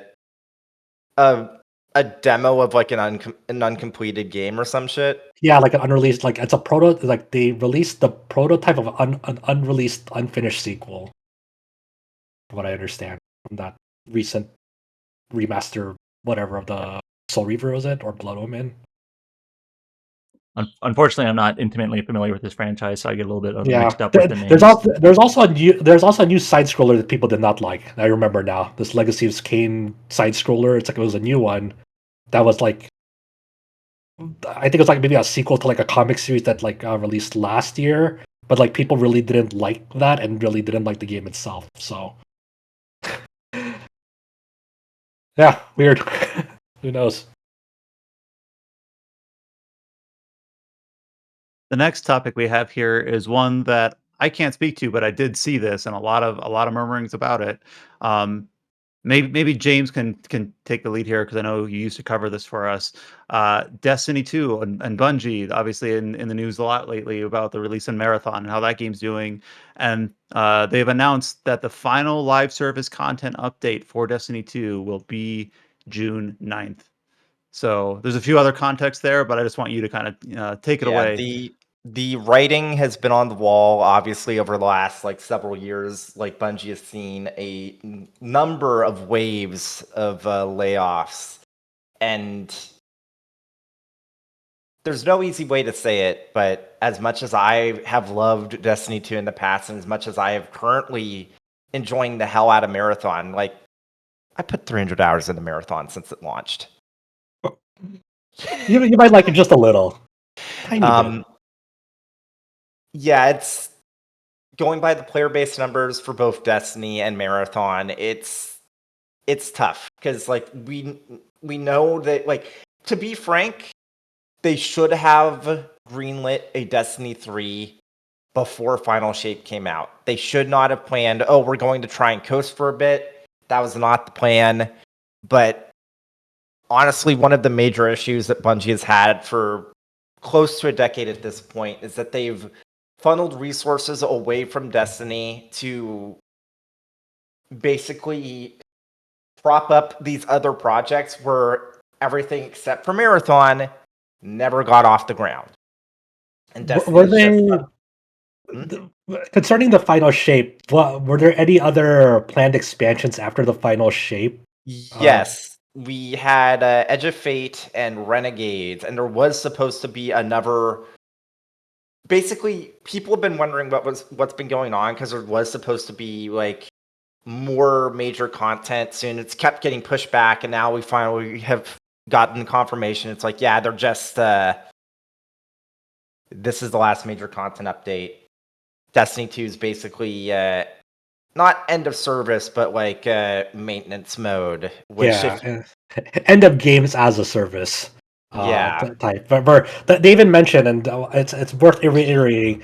Once that June 9th date hits, you could still play Destiny 2, just like how you can still play the original Destiny. Like they're keeping those servers up, and they haven't like announced anything about like shutting those down and making them not playable. Like you can still play it, but I guess also one of the key things that's like I guess is still in question is like once they stop updating this game, do they intend to bring back any of the vaulted content from Destiny 2 or They're probably not, because there was a whole court case where, because they vaulted the original Destiny 2 campaign, the Red War, someone sued them saying that the original storyline for Red War was like based off this dude's writing.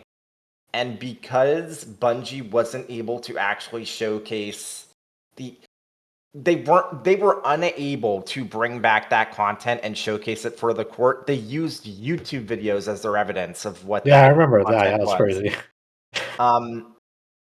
As someone that has played Destiny 2 quite a bit in the past and has played way too much Marathon the last couple of months, there's been a very stark difference in the way that these two games are structured, not just in terms of, like, obviously they're very different games. Like, one's a MMO and the other is the extraction shooter, but there's been a very different cadence when it's come to like adding stuff to existing zones, adding new content, and you can very much tell that Marathon was built in a way to directly avoid some of the pitfalls that Destiny has had.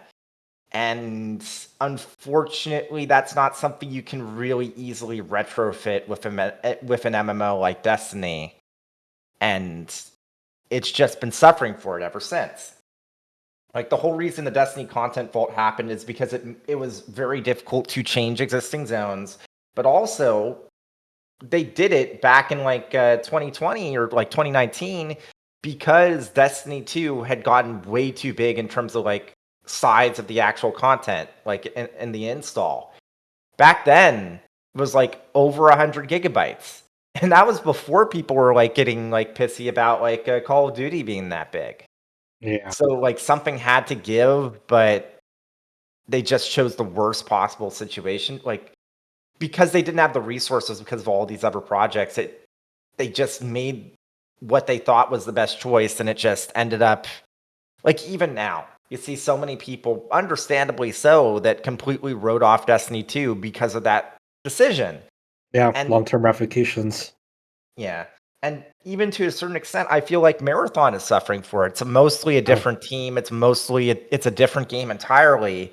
But a lot of people just don't want to give it the time of day because of like all of the pitfalls that Destiny has had, despite the fact that there's so much good that Destiny 2 did over its life cycle too. It's just, it's a tragedy. It's a tragedy. And I feel terrible for the Marathon team. I feel terrible for the Destiny team because, like, according to Jason Schreier, Destiny 3 has not been greenlit. There's probably going to be a massive wave of layoffs. And if I were Sony, my guess is that they're going to try and salvage Marathon because there is less baggage. But if they just completely like fire like the Destiny team, that's going to backfire. It's like there's no good move here for Sony. There's no good move here for anyone at Bungie. Like, the narrative around Marathon has been bad enough for a bit, but honestly, this news kind of explains how some like Bungie content creators, why they've been acting really fucking weird the last couple of weeks, where they were enjoying Marathon, then immediately they kind of like turned heel, and like the narrative was, oh, only one of them can survive either Marathon or Destiny, and it seems like they probably heard rumblings about this coming, and they were trying to last-ditch save the game they love.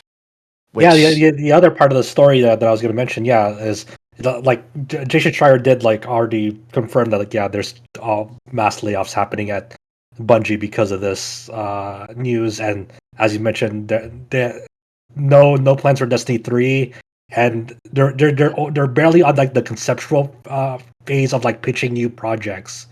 So it'll be many years until like another potential game comes out of new game comes out of Bungie. So now it's kind of the fate of the studio is largely on Marathon's shoulders, which is a game that is already by all accounts underperformed, and it's like, will future seasons be enough to rebound it? I don't know. It's huge gamble. It's a huge gamble, especially for also like I'll just be blunt. Type. I'll just be blunt. I'm writing up something for like another outlet about like the overall like actual design of Marathon, and it's like the same reasons I love that game are also completely impenetrable for like the average player, because like Destiny was already a problem where like the end game content was essentially an entirely different game from everything else that you did in Destiny. Marathon has that issue too, but the way the game is designed is that if you want to engage with that endgame content, the sweatiest players are going to be going into the rest of the game and being sweaty there too in order to get resources for the end game. And if you know what to expect and you're on that level, it means that every map is going to be engaging. But it's basically impossible to get into Marathon at this point already, because anyone that's still playing are sweats. and there's definitely like I've heard behind the scenes, well, not behind the scenes, but like just hearsay that like I think there's a real worry even between like existing Marathon players who are really into it, like you are, where because now there's even more pressure for that game to perform well, and to some extent find new players. There's some worry that like they're gonna bend the knee on that game's design and core ethos to try to appeal to a wider player base moving forward on that end, and that's something that Marathon players don't want because they like the game that they invested the time in and the way that it's designed. Yeah, it's like it's it's in a situation that it should never have been in, where like the thing that makes Marathon great is it's very explicitly a niche game. It is very Mhm. explicitly a game made for a very specific type of player. And that's what makes it easily my game of the year, easily one of my favorite first-person shooters I've ever played. But that's at odds with what Bungie needs right now. So Yeah. I'm hoping they can nail that that PvE content and bring people in for something else that maybe is like complementary to the rest of the game. But will they be able to do that? Will they be able to deliver fast enough? Will they be able to stem the tide of people leaving the game? How will the reset go? Because I feel like the seasonal wipe is going to be what makes or breaks not just Marathon, but Bungie. If the numbers don't stabilize or even increase, I think that's it. I think that's just it. And It's it's tough. yeah. Yeah, I hear you. Oof. So yeah, I don't know the path forward for Bungie. Honestly, it's so tough. Like I don't even know where you would even begin if you're even only on like this phase of like pitching projects. Like man, I really hope some of those projects are very smaller scope that a smaller team can create on a timely basis to hopefully you know get Yeah. something out from Bungie that will hopefully reasonably do well, but on a smaller scale. I think that's like Yeah. who knows. It's yeah. Yeah, Honestly, not much else we can say. Either Marathon will manage to save the company or it won't, and it's just depressing. yeah, because I'm thinking like yes, Destiny 2 will still be playable, but like it won't be. I can't imagine people are gonna put real money into Destiny 2 after it's no longer is getting updates. Like Yeah. it's just on maintenance modes. It won't be. I can't imagine it'll be whatever amount of like profits they're getting out of it now. It's obviously gonna dip significantly. Yeah.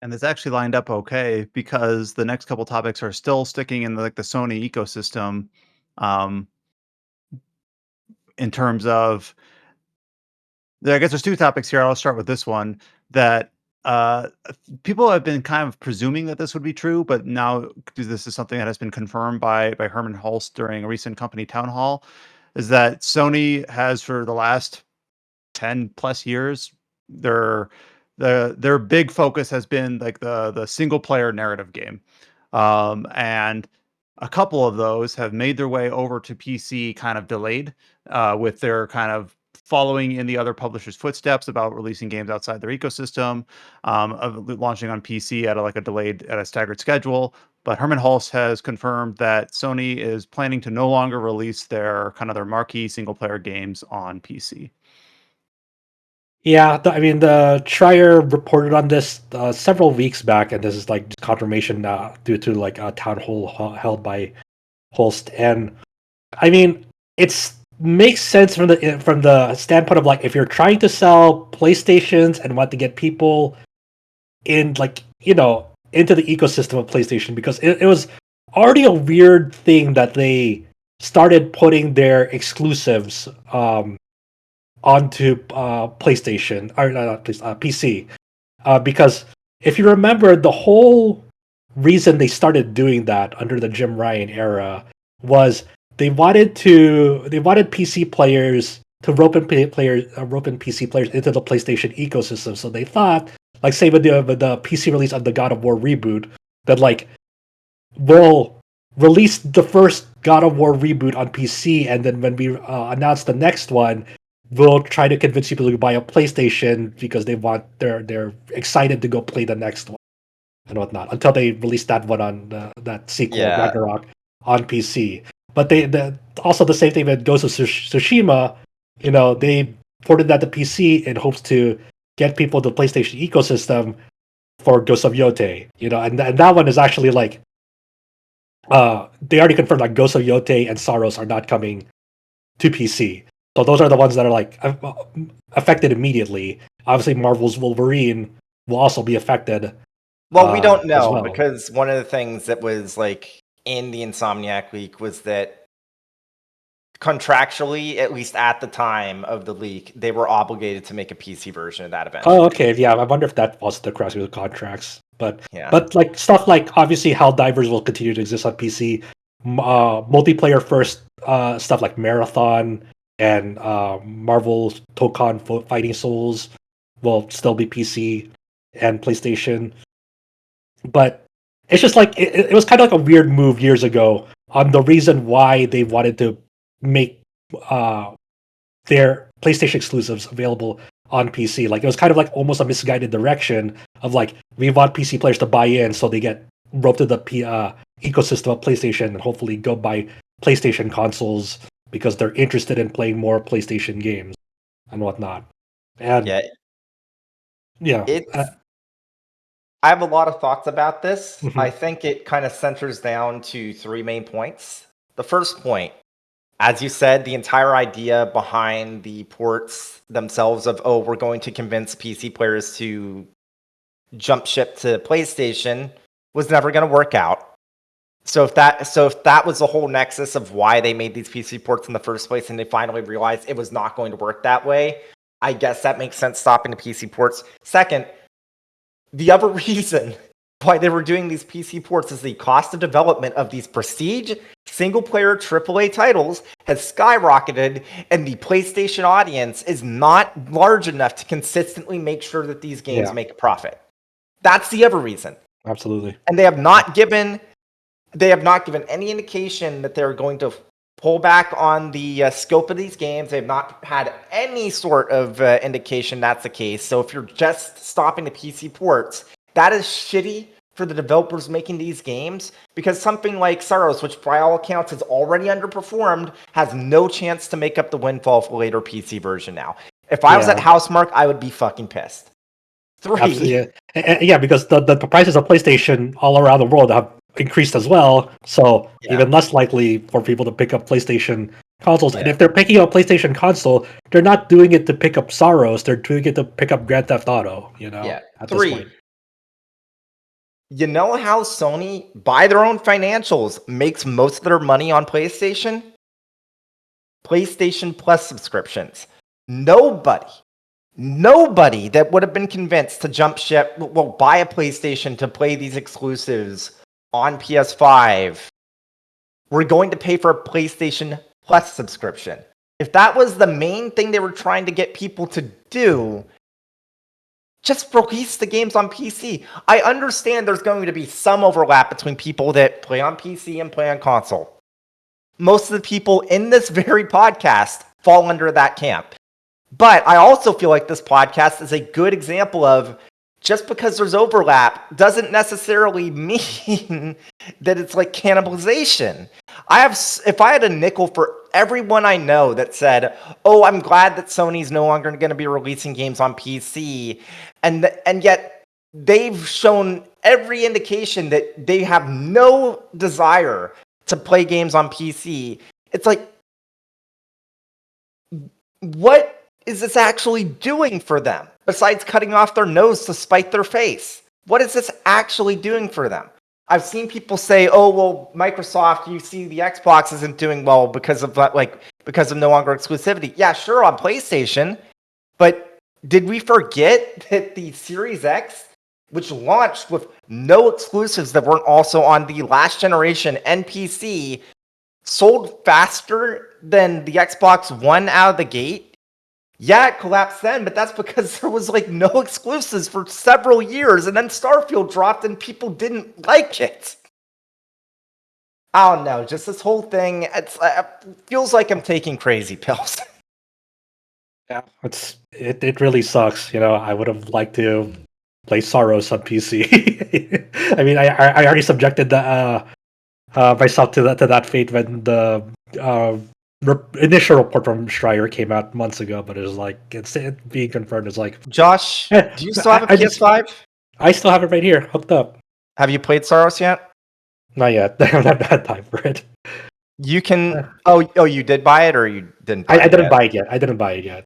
Do you want my? Do you want to buy my copy of Saros? No, I'm good. I'm fine. Wait, what? No, I'm good. I okay. played a PlayStation exclusive last month. Wild Arms 4. There you go. Oh yeah. Oh yeah. But yeah, I mean, I don't know if I'm gonna buy a PlayStation 6. I'll be honest. I have no idea if I'm gonna buy a PlayStation 6. I might just ride or die for Yeah.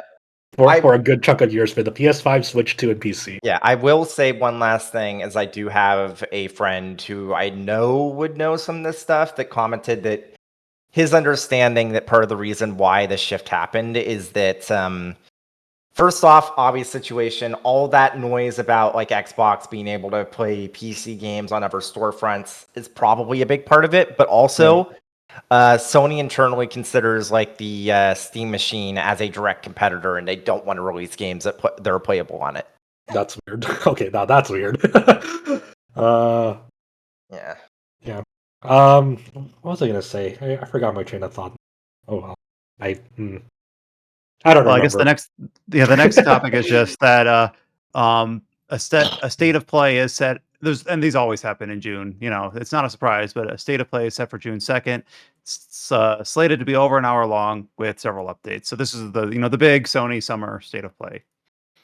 Yeah, this one's weird, and like because they've announced it so far ahead. They don't usually announce state of plays like 2 weeks out. Usually it's only a couple of days within that same week. Yeah. And also they're also doing some live watch, like they're gonna be airing this on some Alamo Draft House Theater locations too. Yeah, I don't know. Kind of weird. Yeah, it just seems like why not just watch it at home? Like I don't know. maybe I'm being like a buzzkill. Like go out with friends and enjoy this. Yeah, go out and watch game trailers together. No, I'm with you. I'm just trying to be. I know it's fine if people do it. It's just a funny prospect. It's like, let's go watch advertisements for over an hour. Mhm. But yeah, I mean, hopefully it's cool, and that'll be a few days before I fly out for SGF. Sometimes you get weird, somewhat unexpected announcements at these state of plays, like the Lunar remaster or Star Ocean 6. Remember the last one where it's like Konami? Oh yeah, it was the like Konami. surprise. It's remember when we used to have E3 showcases? This state of play is actually an E3 showcase for Konami. Chow, what is the name of that Konami game you're excited for? Red Noir. See, Chow's really excited for it. I wasn't really interested until I saw the Japanese trailer. I can hear Kana Ichinose saying, "Ne, like come." It's like, let's go on an adventure in Japanese. I'm like, I'm slow. Thank you, Chow. I always turn to you for very insightful observations like that. Because I understand, I get it, but it's also very funny that you always. I'm sure we're gonna get updates on those Konami games. I'm sure we're going to get probably a release date for Ace Combat. I'd imagine at the state of play. I hope so. That'd be great. That feels like the right place for them to have like a new trailer and showcase like a release date. I wonder if this is where they show off FF7 Remake Part 3. I mean, that's a good point. Everyone was saying, because they said everyone was assuming was gonna be at like Summer Game Fest showcase, but honestly, it would make sense for it to be here. Make more sense even, because if they still have like the marketing for it. Yeah, because they usually show off at Sony events first. So yeah. We'll see. I don't know if Grand Theft Auto shows up here. I know that they're still on track for their November date. It is too big for a state of play. It will be its own thing. Interesting. Okay. Is this where they show off Tales of Eternia remastered? Maybe. One thing they will definitely have is this is the same day as Season 2 of Marathon launching, so they're probably going to have a little overview of all of the stuff that's in Season 2 to try and get people to give it a shot. Like, that is like the free space is, here's information on Marathon Season 2, because that is technically a first-party Sony title, and Sony has made it clear that they are, at least for now, trying to salvage it. I don't know what else is likely to show up here besides those. Any pie in the sky, hopes, dreams, wishes. Since it's supposed to be the quote unquote big one. I mean, I'm not trying to leave you hanging, but I'm just like, what would I be excited about Sony announcing? Because I'm like, I'm not a big Insomniac fan. For Naughty a Dog split second, fan, I was Sucker Punch fan. thinking Persona, but that would be more Xbox, right? It feels like. Yeah, Yeah. which is weird. Yeah, because like Yeah. Metaphor was like revealed at And like the Stranger of fully, like, Heaven yeah. was Xbox Yeah. branded, basically. So Will we finally find out who the fuck is publishing Kyoto Xanadu in the West? Oh God, you're right. Yeah, hopefully that this shows up here and we get some answers on that, because the release date the release of that is only a few weeks away at this point. It feels in Japan, yeah. It's in July, and they said it was like when like Falcom themselves said it was a worldwide release. The first footage we saw of it was in English, so it's like, what the hell's going on here? Again, we don't know anything about this. This is just speculation. Well, not even speculation. It's like a concern I've seen people had, where people are wondering if what we saw then was like an edited MTL, and they've been shopping it around. And the reason we haven't gotten confirmation about who's publishing it is that any localization house worth their salt would take one look at that and say, no.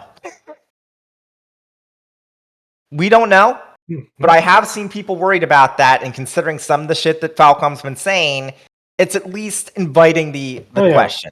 Yeah. Yeah, I don't know. I don't know what to expect from this. Chow, give me something that you would like to see at the state of play. Final Fantasy VII Part 3. Okay, I feel like that has to be one of the things. Yeah. Look, how else would we end the show? It's like, wait. What about Phantom Blade Zero? Wasn't that supposed to come out soon? It's coming out in September, yeah. So, you know what? We're probably going to get another trailer for Phantom Blade Zero.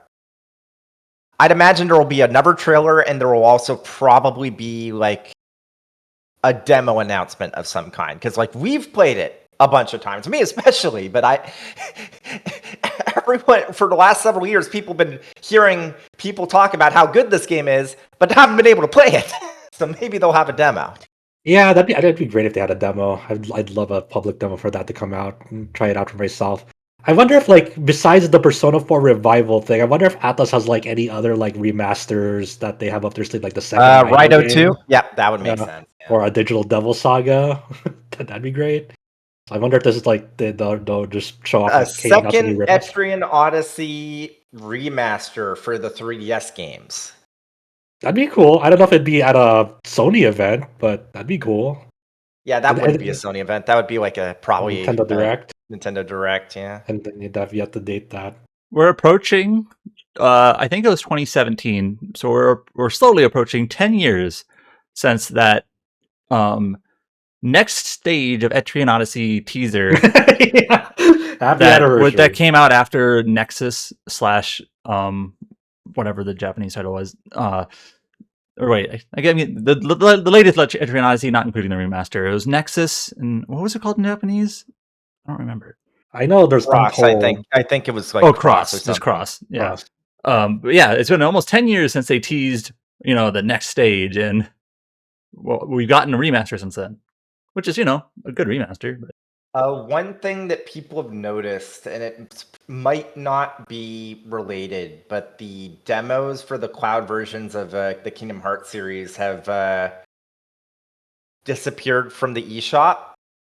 And if they are going to port like the Kingdom Hearts games to Switch 2, which feels inevitable, feels like something that's going to happen, it would be an easy win for Square Enix if they also did native like PS5 and Xbox Series versions of those games. So maybe that might happen. Another re-release for Kingdom Hearts. Yeah. Yeah. Like a native PS5 version would make sense for those. Yeah, they did a big PS3 collection and then a PS4 collection. Why not do a PS5 collection? Then this event is also pretty close to the Dragon Quest anniversary, and I wonder if like the Dragon Quest anniversary thing is just going to tease whatever they're going to show at this state of play potentially. Like, hey, like we have more updates to show at this thing at the state of play coming up in a few days. So I wonder if like the actual quote unquote reveal of like a Dragon Quest game will be at this state of play instead of its anniversary, which only teases it. Announcement of an announcement on the anniversary.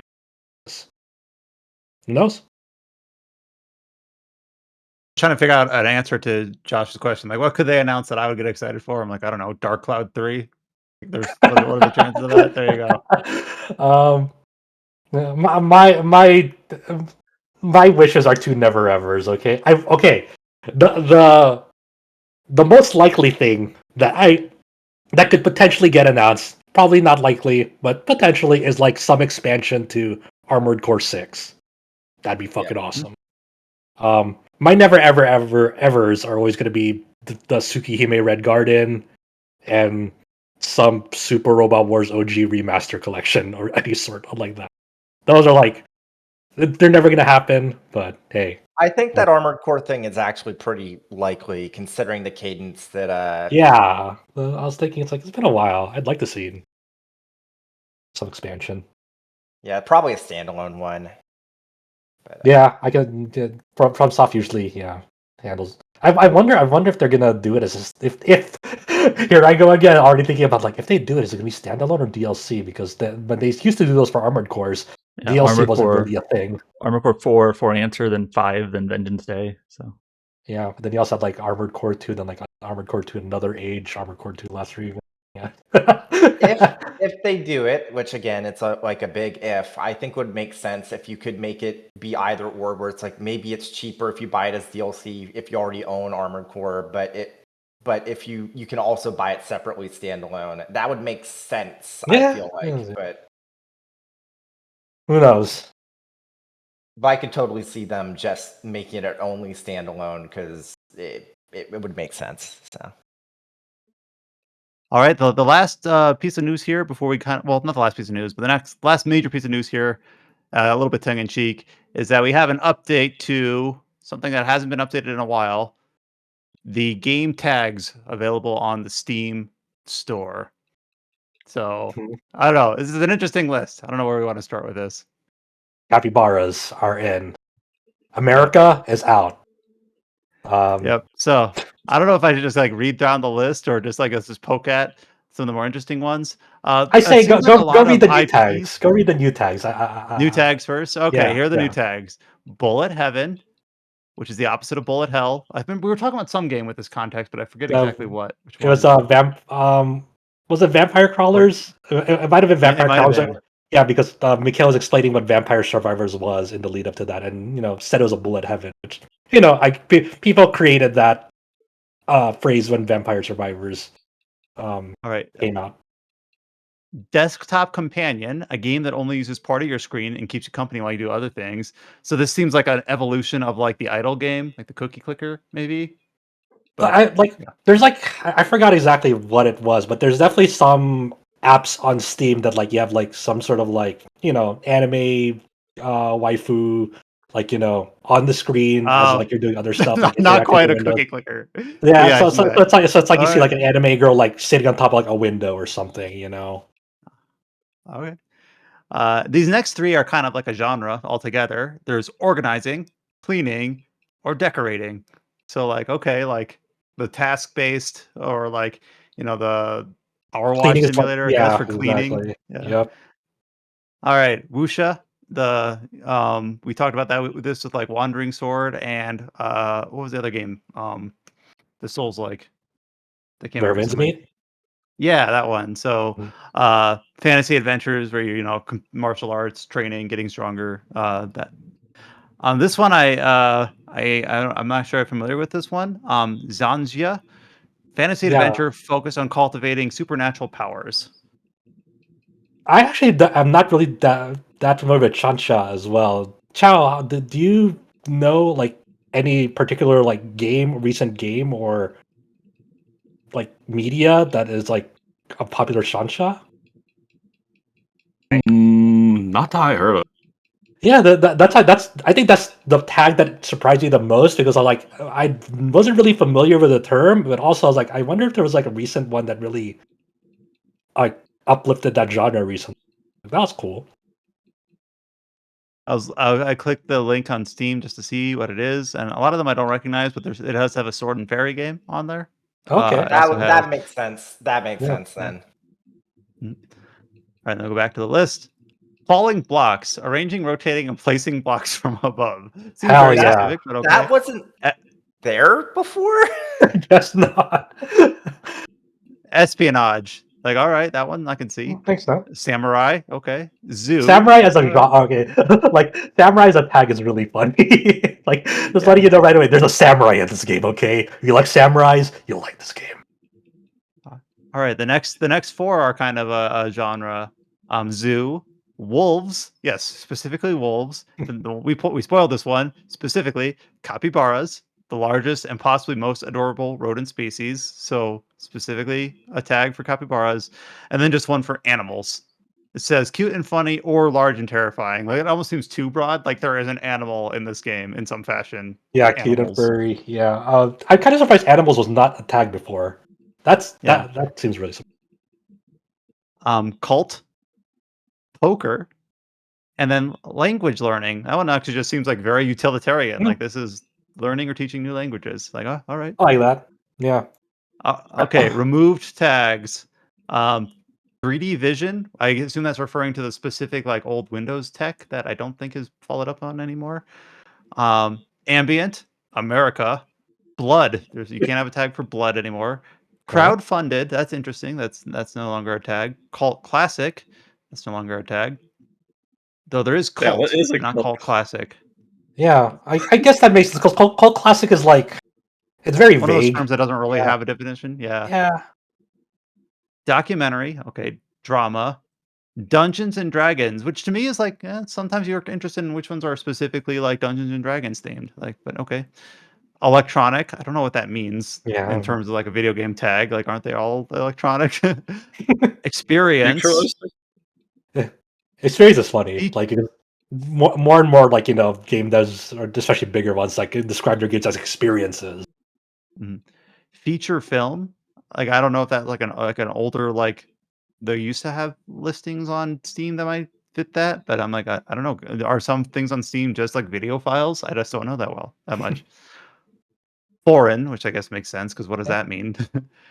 Game maker, games workshop, so made with like a tool set like RPG Maker or something like that. Illuminati. That's funny. That's like that's a tag. Well, actually, What does I'd that say mean? the Games Workshop thing is like in line with all of these other actual like trademarked, Oh, like Games Game. Workshop as in Warhammer. which makes more sense because down the list you find Warhammer 40K is also a removed tag. And then also like Dungeons and Dragons was another like IP And Lego, that yeah. are Lego. specific one that's taken out. Kickstarter, which makes sense. They took out crowdfunded. Lego, I guess, is no longer specific, but I don't know. Like, if you might be interested in like you are a real fan of the Lego games, like specifically branded by Lego. Like, I guess you don't just know. type in Lego in the search bar then. Yeah. Masterpiece, like that makes sense because that's like a judgment call as a tag. Interesting. Mature, I don't know. Like I think I feel like just ratings should be tags, like or could not that they have to be, but why not? Like games are given ratings in different areas that they're released. You could use that as a search or a filter. But movie, we saw feature film taken out. Narration, we saw documentary taken out. This one's interesting. Not safe for work is no longer a tag. Yeah, I think that's like kind of most consequential one because like it was kind of good at a glance like, hey, does this game have sexual content? And usually you would know because there's an SFW tag on it. But then Yeah. but then their justification for removing that like that and mature is like because they have more descriptive tags like gore, violent, and sexual content. I guess I do see sexual content more as the tag instead of NSFW. So I that'll always be the find tag it that you look weird for. in Western culture is that showing a bit nudity is okay, but showing someone getting brutally murdered is okay on TV Yeah, or something. that's That one of the it's crazy. always Yeah. Yep, one of the long featured contradictions here in the West. like that little tiny klooch, no good, but we can watch someone's brains blow off. Yeah. Roguevania. I don't know if I've ever heard anyone use Roguevania like genuinely. So Yeah, I don't know. Metroidvania, I don't know what the hell that means. Yeah, Metroidvania is definitely there as a tag that I've seen. I've never Yeah. really seen Roguevania. RPG Maker, we talked about how Game Maker was not there either. Warhammer 4K, we talked about web publishing. I'm not sure, and then well written, which is like again kind of like masterpiece, like a. So a lot of these kind of make some sense, but some of them like, like they're taking out not safe for work, but sexual content is there. Blood is not listed, but like I don't know. And if you go into the comments, they have a frequently asked questions section, and it's got a lot of discussions on Steam, people asking certain things. So not a ton of like rationale given for like why, but they say like uh some of these are content specific, others represent broader genres. We added tags for ones that couldn't be readily obtained through other combinations of tags. Um, and they say not safe for work and mature have a high degree of overlap with existing tags such as gore, violent, or sexual content. Um, they talk about well written and masterpiece being subjective. So, yeah. But you can no longer filter for Lego games or Warhammer games. I think the most like utilitarian consequential one is like RPG Maker, because what if you are like if you like let's say like you're doing like a research paper about RPG Maker games, like that would be a useful tag, like if you wanted to like filter out like all other games, you only wanted to see games that were only made by RPG Maker. Like there's definitely some situational niche cases where you might want to like search for those. Like unlike Lego, you can just like type in Lego in the search bar and you'd get a list of Lego games because they're in the title. Yeah. But RPG Maker games, not so much. You can't use the search bar to search for RPG Maker games because they're not in the title. Mhm. And I guess speaking of RPG Maker, we got an announcement, I think, back in March that they had a new RPG Maker project in the works. We got a kind of a first real look at it this month. RPG Maker U2U is the official title for the new entry. And then we got a little bit of an intro, like overview trailer, 1 minute showing for this. And I'm not an RPG Maker expert, but I'm reading like the description here and looking at the trailer. Basically, they are allowing for their kind of interpretation of quote the HD 2D style or the Suikoden remaster style. So that sort of perspective being supported through the RPG Maker. They've given it an official software. label that's not HD 2D for them. They're calling it P2D, Perspective 2D. Yeah, Perspective 2D. So you'll draw players deeper into your imagination than ever before. Like, oh, okay. But the trailer shows like I'm not very creative. Like I would never make anything worth anything on RPG Maker, but they show like someone building a little town set and having some characters like then explore it once it's built. Like I don't know. It seems really neat for those that have experience with RPG Maker and have played some of the more recent releases that are kind of either the HD 2D style specifically or emulating it and being able to have software that can support some flavor of that. I wonder if I we'll think start it's pretty seeing like remasters slash remakes of RPG Maker games that just like are just like in HD 2D or sorry P2D now. I wonder if we'll get like a wave of those, like our I'm sure legendary there might be an RPG audience Maker for it. game. Yeah. Yeah, now in Perspective 2D. In terms of updates, this one I kind of listed because I just thought it was pretty cool. I wanted to give it at least a quick shout out. Demonschool, a game that we talked about when it finally released late last year after avoiding the release of Silk Song. It got a pretty pretty meaty free update just now, adding New Game Plus, fixing a lot of bugs, adding some new narrative beats, adding like a chat log option so you can read old chat Yeah, that's up to really 20 handy. previous chat I was lines. surprised there's no chat log when I played that game, so I'm glad that they implemented it. They added a mouse only control mode. Um, That's cool. the, I don't know, just the list is pretty thorough. Like this isn't a small update. It's a pretty thorough. Like, hey, we're proud of this game. Taking some feedback. We've continued to work on it after its release. So here's a pretty good major update for Demonschool. So we have that all detailed up on the site. And have with that, that's all I really have for like news. Everything else is going into just upcoming dates. We already talked about June 2nd state of play. There also on May 29th, there's the Inazuma 11. Is it just Ina Day? Inadai, Yeah. yeah. Inadai. So updates for both Inazuma 11 Victory Road and Inazuma 11 Cross, which is that's the first game remake, right? Inazuma 11 no, the Inazuma 11 Re is the remake of the first Oh, game. Re is the one. Yeah, Inazuma 11 Cross is the upcoming mobile game, I think only in Japan. Okay. Yeah. And then I guess level 5 and Prologue should duke it out for which game is getting updated the most between Inazuma 11 Victory Road and Crimson Desert at this point, I guess. Yep. In chronological order, Clockfall, a village defense roguelike, will launch in early access on May 28th. Fatekeeper, this was a THQ Nordic first-person RPG that they showed off at one of their showcases last year, I think, for the first time.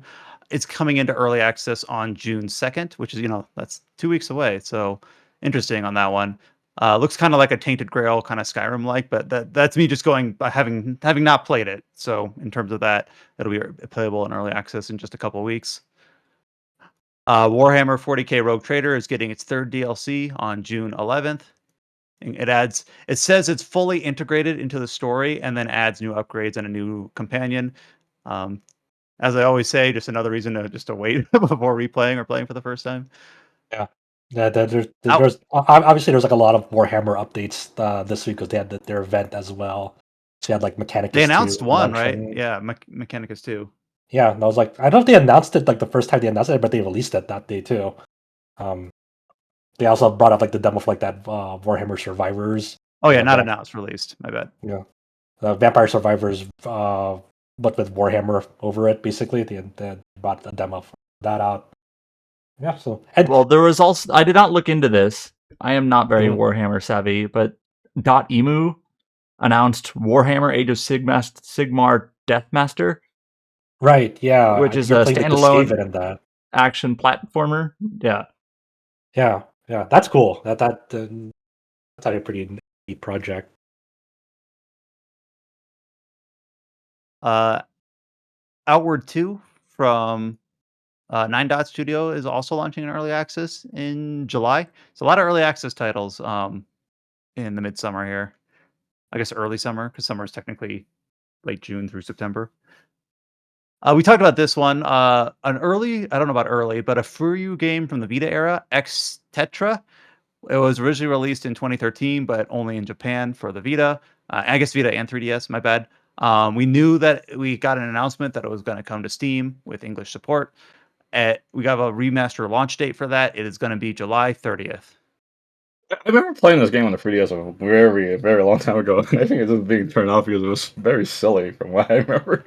Yeah, I also worth mentioning that they also expanded the platforms that it's launching on. It's also coming out to Switch 2, Switch 1, and PS5. Those parts are in development. They're not coming out on that July 30th date, so they are coming after the PC Steam release on July 30th. It'll be coming to console just eventually. My excuse for missing those is that we have to add the icons to our platform list. So you blame Mikhail. If you're listening, it's Mikhail's fault. Mikhail works hard. Thank you, Mikhail. Yeah, I remember this game is that back when it first released, you either get the 3DS version or the Vita version, and I remember the 3DS version was complete trash, so you just go for the Vita version again. I guess a funny bit on this is like they made this announcement that coincides with Japan's Kiss Day, which was celebrated on May 23rd over there. I remember this game had like a whole kissing mechanic. It was like that's the whole mechanic of the game. Yeah, I remember Maker was like save the world with a kiss or whatever. They like get the mana transfer over. It's the whole fate thing without. with kissing. Yeah, you kiss the shit out of people there. So again, July 30th for the PC version, and then also coming to PS5, Switch 1 and 2. Neverness to Everness, which released on PC and mobile and PS5 late April. It has a Steam store and I think an Epic Game Store listing as well. It looks like it'll be coming to Steam in July. So obviously already available on PC through the standalone launcher, but we'll have a Steam version as an option seemingly in July, if that's not a placeholder. Yeah, they announced that there's like the version 1.1 stream that. Oh, okay. Yeah, it basically they announced at the end of that because they were walking over the version 1.1 update coming June 3rd. That adds like new characters, new places. Looks like a lot of fun, honestly. Like they have like their own version of like Mario Kart and Fight Club that they're bringing over in that update that you can play with other people. And of course, like they are encouraged to have people in their own launcher for any of the microtransactions or things like Mhm. that, rather than having to give Steam a cut. But also, Steam is a big platform, so having Yeah. some That's- 70% revenue from that audience versus 0 is also desirable. So this makes that- sense. It was basically they got their cut at the early adopters, and the early adopters might just stick with a standalone client instead of like Almost installing the certainly, other right? clients. Yeah, but Yeah. but a lot of people obviously if it's not on Steam, they won't play it or They won't. touch it. I was gonna say if it's not on Steam, they might not. They might not see it. They might not know it Yeah, exists. exactly. For some people. Yeah.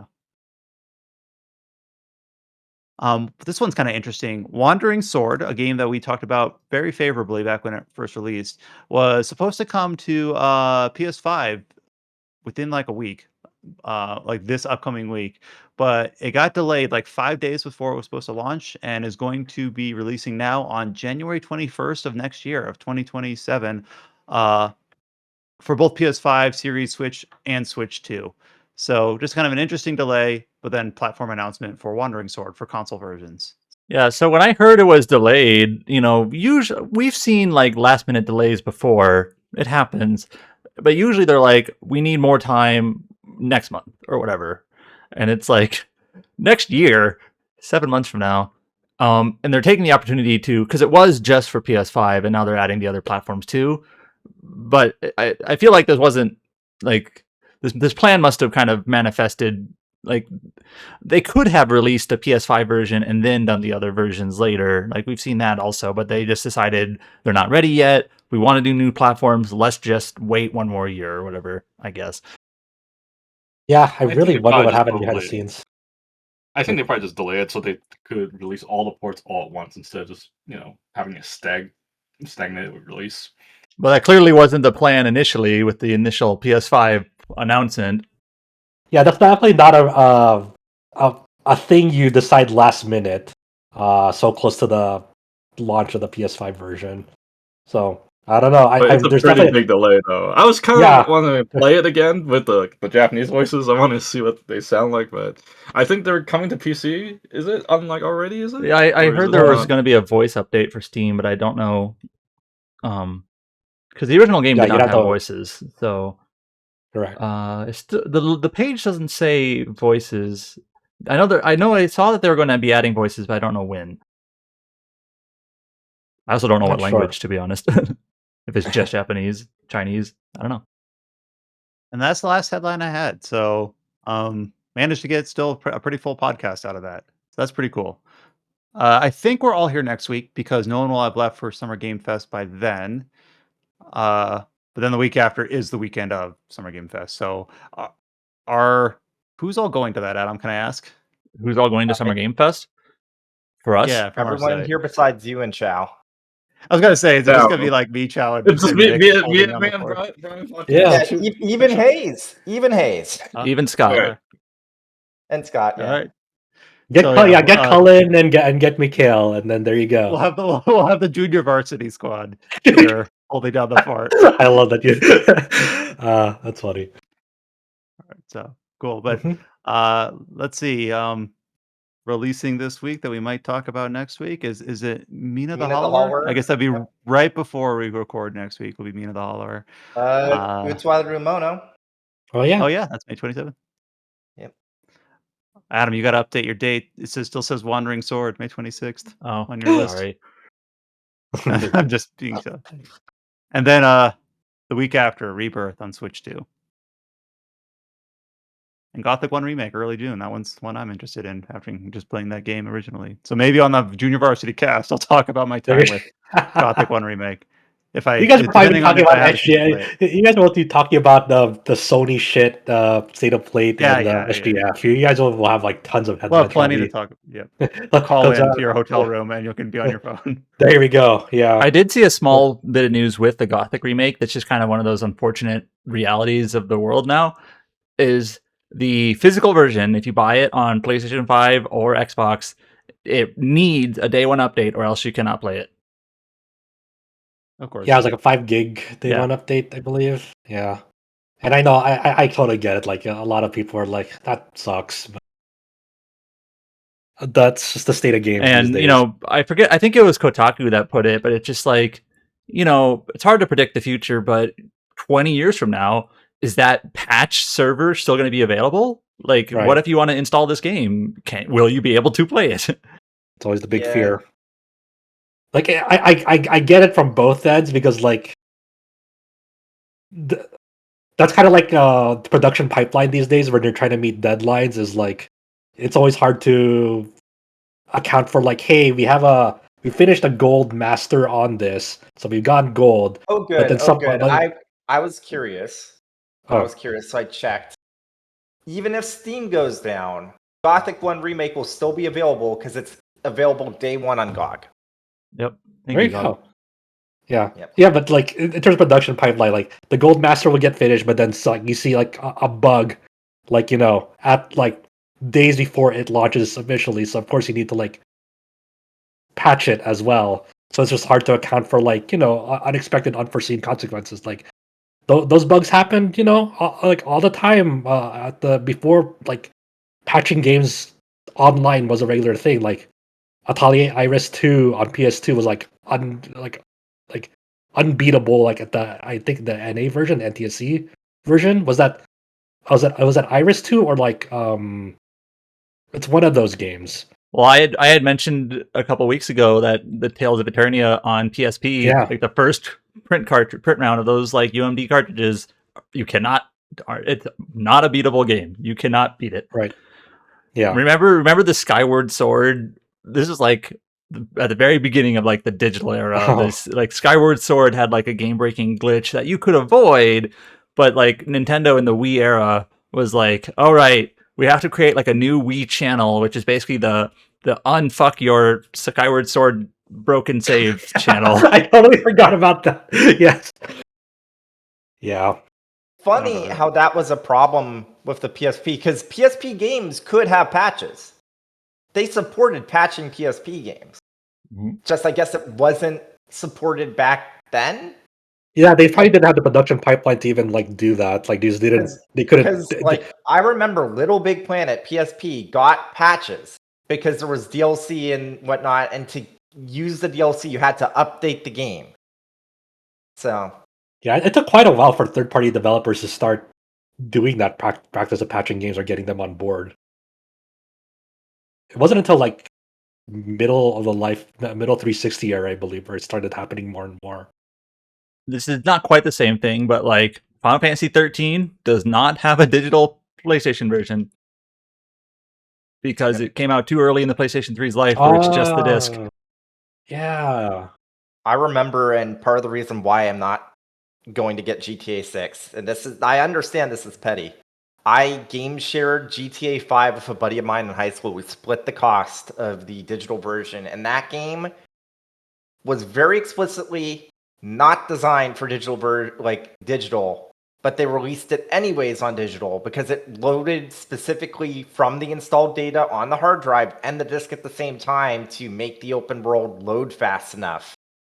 And guess what happened if you played it on a standard PlayStation 3 hard drive digitally? Oh no. It did not work right. I don't think I knew that. Damn. But yeah, but I guess that just to say like, you know, day one patches suck, and especially ones that like you cannot play the game unless you do this. But I also get the like logistical reason why behind the scenes why developers do it that way as well. Just what can you do? What can you do? It's such an adopted practice these days. You can't just shift the industry to be like, well, you know, just delay your game like you know a week. It's like that's not how things work. You can't do it for at least for games on that scale that have physical releases. If it's only digital release, then more manageable depending on the scale of the game and the team. Also, If I it's was able to confirm that I did not make that up because Digital Foundry made a video about that GTA 5 thing back in the day. So go ahead and check out all of those features up on the site that we talked about at the start. The all the features relating to the Adventures of Elliot, the preview, interview, the Switch 2 versions of Tales of Arise and Kingdom Bridge of Spirits, the Zero Parades review, and the feature on Black Flag Resynced from Haze. And we'll be back next week with another episode of the Tetracast. So until you hear from us next time, stay safe, take care. We'll talk to y'all later.